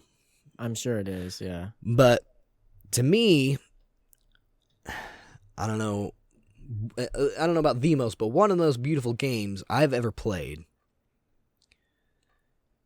where I can literally just stand on top of a cliff and just look out over everything, is Assassin's Creed Odyssey. Take it away. I knew you were going to do this. Actually, if we're talking about... Okay, so the last thing I've been consuming that Dakota really wants to talk about is Assassin's Creed Odyssey, which we mentioned a little bit last week. I will say one thing. I will say one thing is when it comes to the graphics, it looks incredible. The landscapes are insane. The level of detail is mind-blowing. It's legitimately insane that they can make it look like that good all over the place. But my only problem is I think the human the characters, man, they are a little bit what's it called, Uncanny Valley? Is that what it's called? They don't look, there's something a little off. Yeah, like they look too good is my problem. They look too good but still like not real. So it feels a little off. Yeah. You know what I've noticed with Alexios is okay. It's like the other supporting characters where I have more problems. You know what I noticed while playing Horizon is that it didn't hit me until then. This last generation, at least with PlayStation 4, I don't know about PC or Xbox One, but the last generation, they just didn't know how to animate hair in a game. I've heard that hair is one of the hardest things to animate. Oh, yeah, I'm sure. They had to invent a whole new engine for Monsters Incorporated just to make the hair move on him correctly. That wouldn't surprise me, yeah. Like, they literally had to invent an entire new animation style just to make it work. So I'm not knocking it, because the hair looks good, but it... Whereas PlayStation 3, everybody's hair always just looks slicked down or pressed against them. They tried to make everybody's hair move in this last gen, and it doesn't always work. The best hair I've still seen in games is those Kingdom Hearts 2 pre-rendered cutscenes. Yeah? That doesn't count. It's pre-rendered. But yeah, that looked awesome. Actually, I think like Uncharted does hair really good. Uncharted 4. But I mean, we're talking Naughty Dog here. So yeah, you're going up to like those levels. Yeah. So they know what they're doing. So anyway, I want to hear, how far are you into Assassin's Creed? I want to hear... This is where I think you might be disappointed because I only get to play like maybe 40 minutes a day if I play at all. I didn't play get at it. all yesterday. Now, is that because you're busy doing other things, or? Yes. Yeah. I'm Work, trying to put obviously. a lot of stuff into one day. Yeah, I spend like 7. Okay, I wake up, work out, do other stuff, get the day ready. Then 8 to 4 p.m. I'm like doing work things. So like editing videos or scripts or things like that. I'm focused on that sort of stuff. Mm-hmm. Then after that, me and Isai normally watch at least one episode of One Piece. Well, I should say two episodes of One Piece at least. And then I want to play guitar. I want to play at least a tiny bit every day. It doesn't have to be any like serious, but as long as I'm still doing something. Mm-hmm. And then I want to read. So that only leaves a little bit of time, to actually play. But I try to fit it in. So in that amount of time, I can't remember what the area is called that I just arrived at, but you'll know what I'm talking about. I think I just got to I hit the beach. There was a battle ending. My dad is the leader. Okay. Oh, you were. Yeah, I was trying to go talk to my dad, but my adopted brother came over and it's like, brother. Stantor? Yeah, he's like, no, you can't talk to him. That is not your father either. My adopted brother is dead. So, and I literally stopped there. He's like, gave me some mission to go do. I quick saved and I was out. All right. So I just left the tutorial island, basically. Oh, yeah. That's the first thing you do is you go find your dad after you get off the island. Exactly, yeah. I immediately left. Though I did a couple little side missions. There were some like side things you could do around there. So I cannot wait. There's some twists and turns in this. That I just. Do you know? Yes. Do you know the philosopher Socrates? I think is his name. Yeah, or is it Socrates? I think it's him. Yes, okay. Socrates is your best buddy in this game. Bro, that's huge. Why would you don't tell me spoilers like that, bro? It's not a spoiler. If I wouldn't tell you if it was a spoiler, I promise. You literally. I would have been hyped for that though. I would have been hyped. It's not like when you meet Da Vinci and you're like, oh my god, it's Da Vinci. Oh, it's not? Because that's what I'm thinking. Yeah. Like when you meet Da Vinci. No, Socrates, so cool. They're like, look, there's Socrates. And then he's like, hello. And then and then he's like your buddy throughout the whole game. It's really cool. I won't tell you anything you do with him because a lot of it's really cool. But bro, I tried to romance a female as well. I didn't realize you could do that. It gave me an option. I romanced everybody. It gave me an option, and I didn't realize it, and I effed it up. You know you can romance men in that too, right? Yeah, but I've only had the option for this one character so far. Well, every time they give me the option for the heart, I always took it, male or female. I was like, I probably will. I probably will too, yeah. Just because you're like, oh man, I have the option to have sex with this person? Oh, I'm going to do it. Yeah, for sure. I'm sure I will as well. But I was so upset when I messed it up. That was like such a heartbreak to me. I was like, because it was so exciting to see like, this is an option? Because I didn't know you could do this in the game. Oh, yeah. There's a lot of it. I thought I was saying the right thing, and then... It won't be your last opportunity, I promise. I promise it will not be your last opportunity. I know, but I think it was disappointing because it was exciting because I didn't know it was there. So I was like, let's see where this goes. This is cool. And then I lost it immediately. So that was disappointing. Yeah. There's this one character you meet who I can't think of his name. You'll know him. He's got very long blonde hair and he's got a mole on his cheek right here. Okay. And he talks like this. Oh, Alexios, how are you, my dear? He's very, very flamboyant. And you have the option with him a handful of times.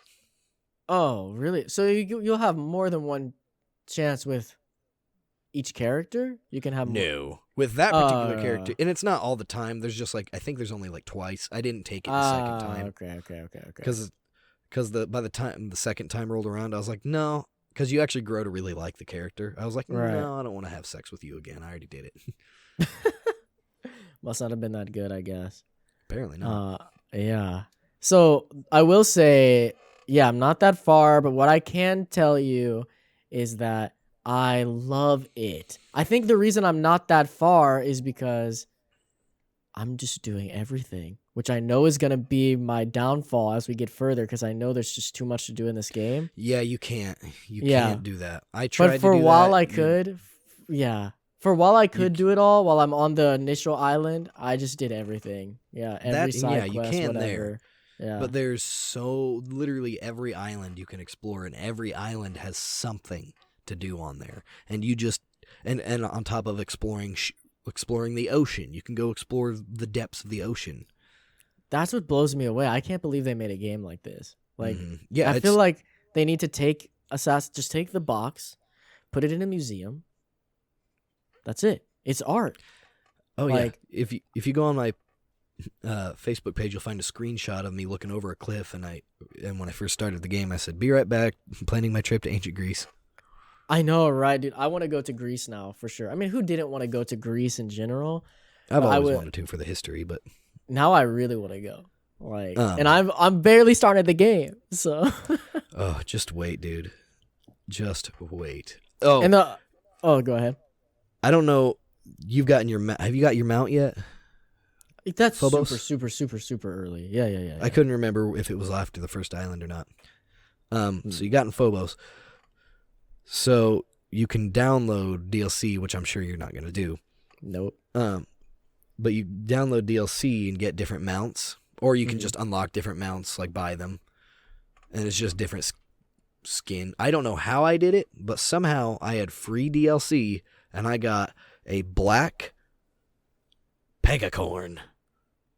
Oh, really? You can get that? Yeah, and his hooves glow purple. And when you run, they streak purple behind him, and the tips of his wings are neon purple, and his eyes are neon purple, and he's so cool. God dang it, that's sick. God, it's really cool. Yeah, that's awesome. I played so much of the first island just as Ezio, because you start with his armor, or at least I did, I don't know. But you started with Ezio? You mean Alexios? No, Ezio's armor. Oh, you got Ezio's armor? Yeah, it just was in my inventory. When I went to look at my stuff, I'm like, oh, I have all of Ezio's armor. I'm just going to be Ezio. That's cool for a minute, but then when you start I switched it eventually. So you're going to get into something called the Cult of Cosmos, which is like the main bad guys of the game. No spoilers. Okay. But each time you beat one, you get, and there's a lot. This is what took up the majority of me playing the game, because there's like 30 or 40 of them. And you can't just go and beat all of them. Some of them you have to play through side quests to be able to even get to them. And some of them you can unlock them, be like, look, we know who this person is, because it's all about finding out who they are. And then when you unlock them, be like, sweet, I'll go fight them, but they're like 12 levels above you. Right. So you can't. I can, because now they updated it to where I can adjust the levels. So. You could, but I probably won't. So that won't beat all the Cult of Cosmos. No. I probably won't adjust the levels unless I get really, really frustrated. I was about to say, dude, that's like the main thing. There's your main Odyssey, but after the Odyssey, it's finding the Cult of Cosmos, and and there's different there's like different sanctions. Like one's like, this is the eyes of Artemis. This is the balls of Hades. I don't know. And each one has there's 5 main members, and then the leader of that clan, and then the final boss is the big middle one. And the whole mystery is trying to find out who the final one is. Is it worth it? Yes, very. Oh, so I should do it? Yes, it's so worth it, because every time you kill a member of the cult, you get a piece of armor that is a set. Like, so when you kill the first 4 cult members and then the last one of that group, you get like one of them, you get all of Achilles' armor. Ah, okay, I see. Achilles' armor, you get one of them is you get the I forget what they call it, but it's essentially god armor. Okay. Where it's like looks like gods would wear it. Can I get Noctis's sword? Who? Noctis from Final Fantasy 15. No, that's in It's in Origin. Origin, and it's not Noctis. It's some other dude that wears a red coat. No, it's Noctis's sword. I used it the whole game after I got it. Well, so did I, but I don't remember it being sure. Noctis. Noctis didn't come out of that portal. Yeah, No, you get his sword though. It's not like the sword you get is Noctis's sword. No, I'm looking. Is it not? All right, I'm looking it up too. Hold on. Origins, Noctis. Yeah, Assassin's Creed Origin, Noctis. It's the sword. Ultima Blade. Oh yeah. The It is from Ultima Final Blade. Fantasy 15, but it's. I don't think Noctis isn't the one that gives it to you. Okay, well, I don't care who gives it to me. Well, the reason I'm saying it's Noctis's sword is because it gives you like Noctis's power, where he can like teleport around. Not teleport, but it makes you look like Noctis. You know what I'm talking about? Yeah. Like the way you fight looks like Noctis. Yeah, there's like little light shadows that follow Exactly. That's what I'm talking about. Oh yeah, once I unlocked that sword, I used it the entire game. I also unlocked Me that too. really cool Power Ranger like outfit where you had like a mask. I don't remember that, but that's what that's the one thing I'm missing in Odyssey so far is Noctis's sword or the ability that sword specifically because I loved it so much. But it's okay. It's no big deal. I forget what armor. I think my favorite armor that I had the whole game was the Achilles armor. So yes, definitely do the cult because you get the best armor from that game when you kill the cult members. If I'm being honest with my experience so far and what I think I'm going to want to do for most of the game, I hate to say this and I will probably do it eventually, but for now at least, I don't really care that much about the main story. Though I'm sure I will still do it and follow it. I have been following it. I'm gonna still do it. But like it's not that I don't care. I do think the things that have happened, like it's interesting enough so far, but I just really am in love with the world. Like, oh yeah, the world it's just incredible. amazing. Yeah, I just want to explore it and see what I can find. Like, I haven't felt this way about a world in a game since Breath of the Wild. Like, I just want to see what's out there. Does your version, does it come with the Atlantis DLC? I don't know. I need to check. If you want to finish the story, you want to get the Atlantis DLC. That sucks. Because, I mean, mine just automatically gave it to me. Like I think I might have it. I don't know. When you start the game up, does it have a really tall dude and Alexios looking out over a city? I don't remember. I will look next time. And then there's another one that I guess I missed, but where you actually get to go and meet Zeus and Poseidon and stuff. And I guess I missed that one. That sounds pretty sick. Yeah.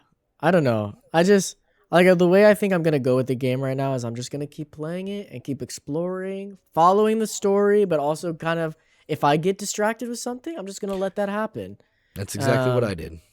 And I imagine I'm probably going to be like you were, and I'll probably finish it in like 2025.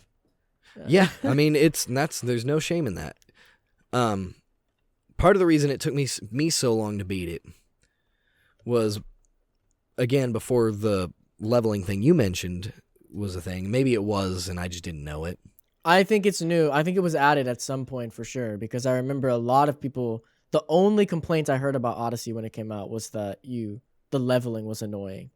Oh, yeah, because it made it tedious. And I played it originally on normal, and I would just sit there and hack and hack and hack and hack at dudes, and they just would not die. And I'd go to fight a boss, and they just would not die. Bro, I'm on normal. Maybe I'm just not far enough yet, but like everything I've done so far. So where I'm at, it's still not. Well, it wasn't just that. It was that I would go up to people. The thing that made me rage quit at one point was I started getting attacked by I started fighting a mercenary. Okay. Which which those are fun to fight too. And if you just you don't have to kill all of them, but kill as many as you can, kind of thing. And I started fighting a mercenary, and then in the middle of the fight, I think I smacked a dude with my sword, just a random passerby, and then all of the guards and all of the citizens ganged up on me, and I couldn't fight them, and I'm sitting there hacking and not getting any. Because what weapon do you use? I use sword. And spear. I've only used sword so far. The bow staff is very fun too. Try that sometime. Oh, sure, okay. But because you spin that around and you get good rank, you can sit there and be like, cool. Yeah, I'll so try it's it. It's fun. But and so that made me rage quit for a while, and then finally I was like, I want to finish this game, and I was like, I wonder if I can just change the difficulty. Maybe I'll just bite it and play it on easy, and that's what I did. And my God, I had such a blast. Honestly, there is still a challenge. I will probably put it to easy eventually if I feel like I need to. I wouldn't even bat an eye at changing it to easy. I wouldn't care because, honestly, I couldn't care less about the combat. I think the combat's fun. I know. I think it's fun. Like I don't dislike it. What I mean is like the exploration part of the game is so. You're not trying to fight people. You're trying to just look around. Yeah, I don't care. I had a mini boss battle on the first island. I was so annoyed because I just didn't care. I'm like, yeah, it's fun, it's fine, but I'd rather be running around exploring more. There is when you get to the followers of Artemis, which that's a side quest that you start, and it's this woman, I forget her name, but she's essentially she gives you a quest to go fight 10 or 15 different animals. Hunting quests. Okay. And you're like, I don't want to do that. Do it. I'll do it. Because each animal is there's one where you have to go fight a giant white bear, golden bear. And it is or a giant, there's several, there's a lion, a hyena, a bear, a wolf, a big freaking elk, a shark, I think, at one point. I'm into it. I fought a shark already. The one to worry about. That's probably different. Oh, these aren't just regular animals. Oh, okay, yeah. I just fought a No, they're not shark. just a regular. You have to go find them in their area, and then they bring up a health bar. Ah, I see. A big health bar that you have. It's like an actual Dark mini-boss. Souls style health bar on the screen. Yeah. And the one it might not be so hard for you, but the one to watch out for is the final one, and that'd be the boar. Okay. And this isn't a spoiler, I promise. I'm not telling you any spoilers. I'm giving you tips. When you go to fight the boar, get as strong as you can. Oh my God, it was the closest I ever got, even on easy mode, to being I'm done with this game. I'm done. I'm so done with this game. Well, that's what I love about the game is if I was fighting a boar that I can't beat, I would be annoying, but I'd be like, oh, there's 700 other things I can just go do instead. Yeah, when I was trying to move on with the story because that progresses the story a little bit in a way. Oh, I see. Okay. Not like the main story, but it does continue. It progresses your odyssey. Yeah. So I understand. Because what that boar does is he's standard boss fight, like all the other animals. He runs at you, throws his tusks around, but he does this move that he'll jump at you. And then he falls, and when he falls on his side, he farts. But it releases a toxic gas that if you go into it, it poisons you, and your health starts going down until you're not poisoned anymore. Can you find a gas mask? No. They didn't exist yet. Nope. Yeah. So that sucks. I finally, at one point, I forget what I finally did. I think I was only 2 levels below him. But I finally was ugh, and I went and grinded for 2 days because it takes forever to level up in the game. I grinded for 2 days and then went to where I was 1 level above him, and then finally, after 2 or 3 tries, beat him. The boar is hard. Watch out for the boar. Every other one is difficult, but they're fun. The boar is annoying. All right. I'm excited. I'll probably play some today. Wednesdays are my like easier day. It's kind of my day off a little bit. Not really, but kind of. Yeah, so I'll probably have time to play a bit more today. I'm excited. Yeah, and I like Alexios. I think he's really cool. Alexios is cool. Cassandra's really cool too. I've heard a lot of people love Cassandra as well. Yeah, in my New Game Plus, that's who I decided to play as was Cassandra. Oh, cool. So you can switch in New Game Plus. You can switch character, but you'll still keep the abilities and everything? Yeah, New Game Plus, you keep all your stuff. But you can switch characters. That's cool. Not intermittently, but you can switch. No. I know. Yeah. Like when you start it, though. Yeah, it's not like Valhalla where it's like, I don't feel like being a dude. I'm going to be a girl. Be a woman. Right. Yeah, that's cool. Well, I don't really have anything else to say about Assassin's Creed Odyssey for now because I'm still not that far. Keep me updated on where you're at with it because I've been wanting to talk to you about this game for so long. I can't wait to see all the things you do. It's probably going to be a grind. Like, I mean, for you, like hearing me slowly update you very slowly. That's all right. If this was, I mean, if I'm still playing it when I come home in November, then I'll probably make real progress. We're streaming that. I'll come over and I'll stream it with you. Yeah, we could. We'll see. But, I want to ask you really quick before we get off of here because I don't think we talked about it. Just super quick. I don't want to open a whole new thing, but it just came to my mind, and I'll probably forget it. What did you think about the DLC for Mario Kart 8? The new one that got announced. I haven't gotten it yet, but I think it's pretty cool. I mean, do you think that's crazy? Like that they're giving us just more Mario Kart 8 instead of Mario Kart 9? No, I mean, kind of, yeah, but that they're giving it's like 48 more tracks. It's like a whole new game, basically. How long after this game came out? Like, I don't think I've ever seen someone do that. 8 years. It's been 8 years. Yeah, it's been a long time. Like, I can't believe it. But, yeah, I don't know. I just wanted to mention that because I think it's crazy. I do think that's really cool, and I'm definitely going to be doing it. And it's all remakes of old tracks. I'm so hyped. Really? They're all remakes? Yeah, you didn't know that? Every single one is remakes. Oh, no, they're all remakes. I'm definitely. Yeah. I'm definitely there. Bro, I've been wanting Maple Treeway in Mario Kart 8 for so long. I'm so hyped. I don't know which one I want because they got on Mario Kart 8. They already got a lot of my favorite 64 tracks because I don't know. I'm not familiar with a ton of the other games past 64. You don't know Maple Treeway? Oh, yeah, I do. That one's fun. That's the DS one, right? It's in the DS, yeah. Yeah, that one is very fun. Because that one, they brought it back for the 3DS. Yes, I think. It came back somewhere. I think it was on the Wii as well. Mario Kart Wii. Well, either way, it's a fun one. And I like the mushroom one that's on Mario Kart Wii as well. You know what I'm talking about? Where you bounce off the mushrooms? Yeah, that one's fun. I hope they give it that one, too. My favorite was always Peach's Royal Raceway from 64, and they put that on there. So, yeah, they did. You're right. So I'm like, I don't know what I'm okay with them doing it. I'm gonna play it. I don't know what else I want. They put my favorite one there. Do you think we're ever gonna get a Mario Kart 9? Oh, I'm sure we will. There's been these rumors. Do you think the rumors are true that it's gonna be like Smash? Where like instead of Mario Kart, yeah, like.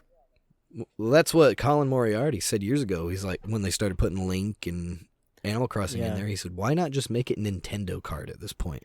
Yeah. I mean, there's been legit rumors coming out now for like a few months that that's what it's going to be. I think that's the next logical step. They just they did the Nickelodeon Brawl game. Oh, yeah, They're about to put out I think they're about to put out Nickelodeon Kart Racer, I think. Yep. Another one. Did you ever play the Cartoon Network? You weren't as into Cartoon Network, right? But the one on GBA? I love Cartoon Network. As a kid? I thought you were okay. I loved it all, dude. I loved it all. I guess I'm putting you with like Nickelodeon because you're the one who introduced me to Nickelodeon. And my uncle worked at Nickelodeon, so I mean. Yeah, so that's probably why I'm associating you more with Nickelodeon. But so I get that. But I don't know. I think we'll get a Mario Kart 9 at some point. They're obviously gonna have to make another console that's not Switch, but they're not gonna let any of the games move over. They'll just remaster everything and release it all again. Yeah, it'll be a never-ending cycle. and then put you in jail if you try to play their games. That well, anyway, you know what? Never mind. Let's not make Papa Nintendo upset. I'm sure they're listening. All right. Well, I've got nothing else to say. If you got no more topics. Right. No, that's good. I think we can move on to our to my recommendation of the week.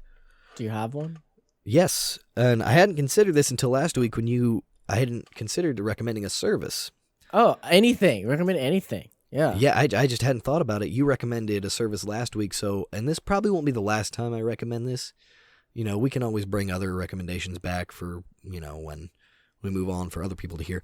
But I highly, highly recommend the Viz Media service. It's $3 a month, and I'm not exactly sure how you consume your manga, but this is a legal way to do it. It's only $3 a month, and the library is huge. I mean, it's got all the ones you'd really want. It's got stuff there are some things on there that you can't read where you have to pay, like, you pay $3 a month, but then you have to pay $7 to buy a volume of something worth certain things. But lame. Yeah, it's very lame. But it's not with everything. All the things you'd want to read: Naruto, One Piece, Bleach, Dragon Ball Z, Super, all the big shonen. They do. The only ones I've seen are for the Saiyan arc of Dragon Ball and the Frieza arc of Dragon Ball. They have I really want to read all of Dragon Ball in full color. That would be cool. Yeah. But they do have the Saiyan and Frieza arc, so it's at least cool. at least 2/5 of the Z. Where do you have to read this? On your phone? Do you have a tablet? No. Or a phone? I have a phone, but look at my phone. The pink line is so annoying. I've tried reading manga on here, and it actually does get in the way. It's so annoying. You don't have a tablet? I thought you had a tablet. I realized that my tablet was useless to me, and I gave it to my girlfriend, who eventually gave it to her mom. Mm-hmm. Not Izai? To Izai, yeah. Oh, well, way to go. Yeah, so her mom has it. Oh, well. If you ever get your chance to get a tablet or just your phone fixed, whatever, it's well worth it, because that's how I'm reading One Piece, that's how I'm reading Dragon Ball, that's how I'm reading Naruto. Yeah, I kind of hate reading on like phone screens or tablet screens. No. I love on the... Oh, it's plugged in. Oops, I'm destroying things. My bad. You might be able to read it on the computer, but who wants to do that? Nope, I hate that too. I just want to read it on my Kindle. My Paperwhite. Amazing. Beauty. Oh, wow, there's an archaic tech. Is it? I haven't seen one of those in a long time. Really? They're still making new ones. Oh, they do? Yeah, they literally just released the newest version like a couple months ago. I'm surprised they don't have manga on there. They do have manga. Well, so I read on here. But I don't think Viz is on here. I'd have to look into it. The thing is, I really want to read in color. This doesn't do color. I want to buy a new one that does color. Well, most manga aren't in color. Yes. You're correct. They aren't in color. But yeah, that's my recommendation. That is my recommendation. The Viz Media app. It's $3 a month. And again, not a sponsor. This is just a recommendation. I mean, really for $3 a month, that's great. I don't know. It's hundreds of titles, and it's not just shonen. New stuff too. It's got the new stuff that's coming out. Spy Family. Yeah. I don't. This new one they're advertising right now is called Earthchild, that I put in my favorites. Cool. That's the only one. They don't. The one thing about it is they're not good. Their interface is not that great. Like there's no like genre selection. It's all you hit search and then it's alphabetical. Ooh, that's rough. But still, that's pretty cool. That's pretty cool. There's several. You can scroll through and pick out you which can ones you know search you're gonna read. By manga though, right? Like you can still type in. Yeah, so you can always search on Google, But they don't have. There's been a handful of times where I'm disappointed because I'm like, ooh, now maybe I can. What was it? I think there's a rugby anime that I really liked. Oh. Called All Out. and the anime didn't do very well over here, so it's not going to get another season. But I liked it a lot, and I was like, oh, cool, I'd like to read the manga to continue. And it's not on there, so still got to wait. But they have Death Note. All of Death Note is on there. They just put recently all of Bakuman. I'm not going to read that because that one I am trying to collect physically. Oh, okay. I have 16 of the 20 volumes, so wow. I'm almost there. That's awesome. Yeah. Did I give you all mine, of JoJo? or did you? Oh, I Yeah, did. Oh, so I started. All right. Did I? Was that the start of the collection, or were you already collecting? No, I had the first couple of copies myself. Okay. Okay. Cool. But yeah, that they have all of JoJo's on there, like every version from beginning to current. Cool. We'll check My it out, Hero guys. Academia. Yeah, it's everything you'd really want. The main big ones, plus maybe other ones you might not have heard of and you want to try. I did find a rugby manga. Yeah, and use our code to get a discount. We don't have a code. AP4N. We don't. That's not a code. Don't listen. Don't try it. Viz, you are now have the opportunity to sponsor us. Just let us know. Yeah, hit us up in the comments. I would love to be sponsored by somebody. Yeah, get us a code. Come on. All right. Yeah, cool. Sounds good. I'll check it out. All right. Well, I think that's it for tonight. For once, we didn't have to rush the outro. Do we have a real outro yet? No, we don't. We still don't. Is this the outro? Us wondering what the outro should be? Maybe. Is this the running joke? Is this the bit? I guess. Okay, well, wait. Hang on, wait. Join us next time, and maybe next time. Join us on the next episode. Maybe next episode we will get the bit.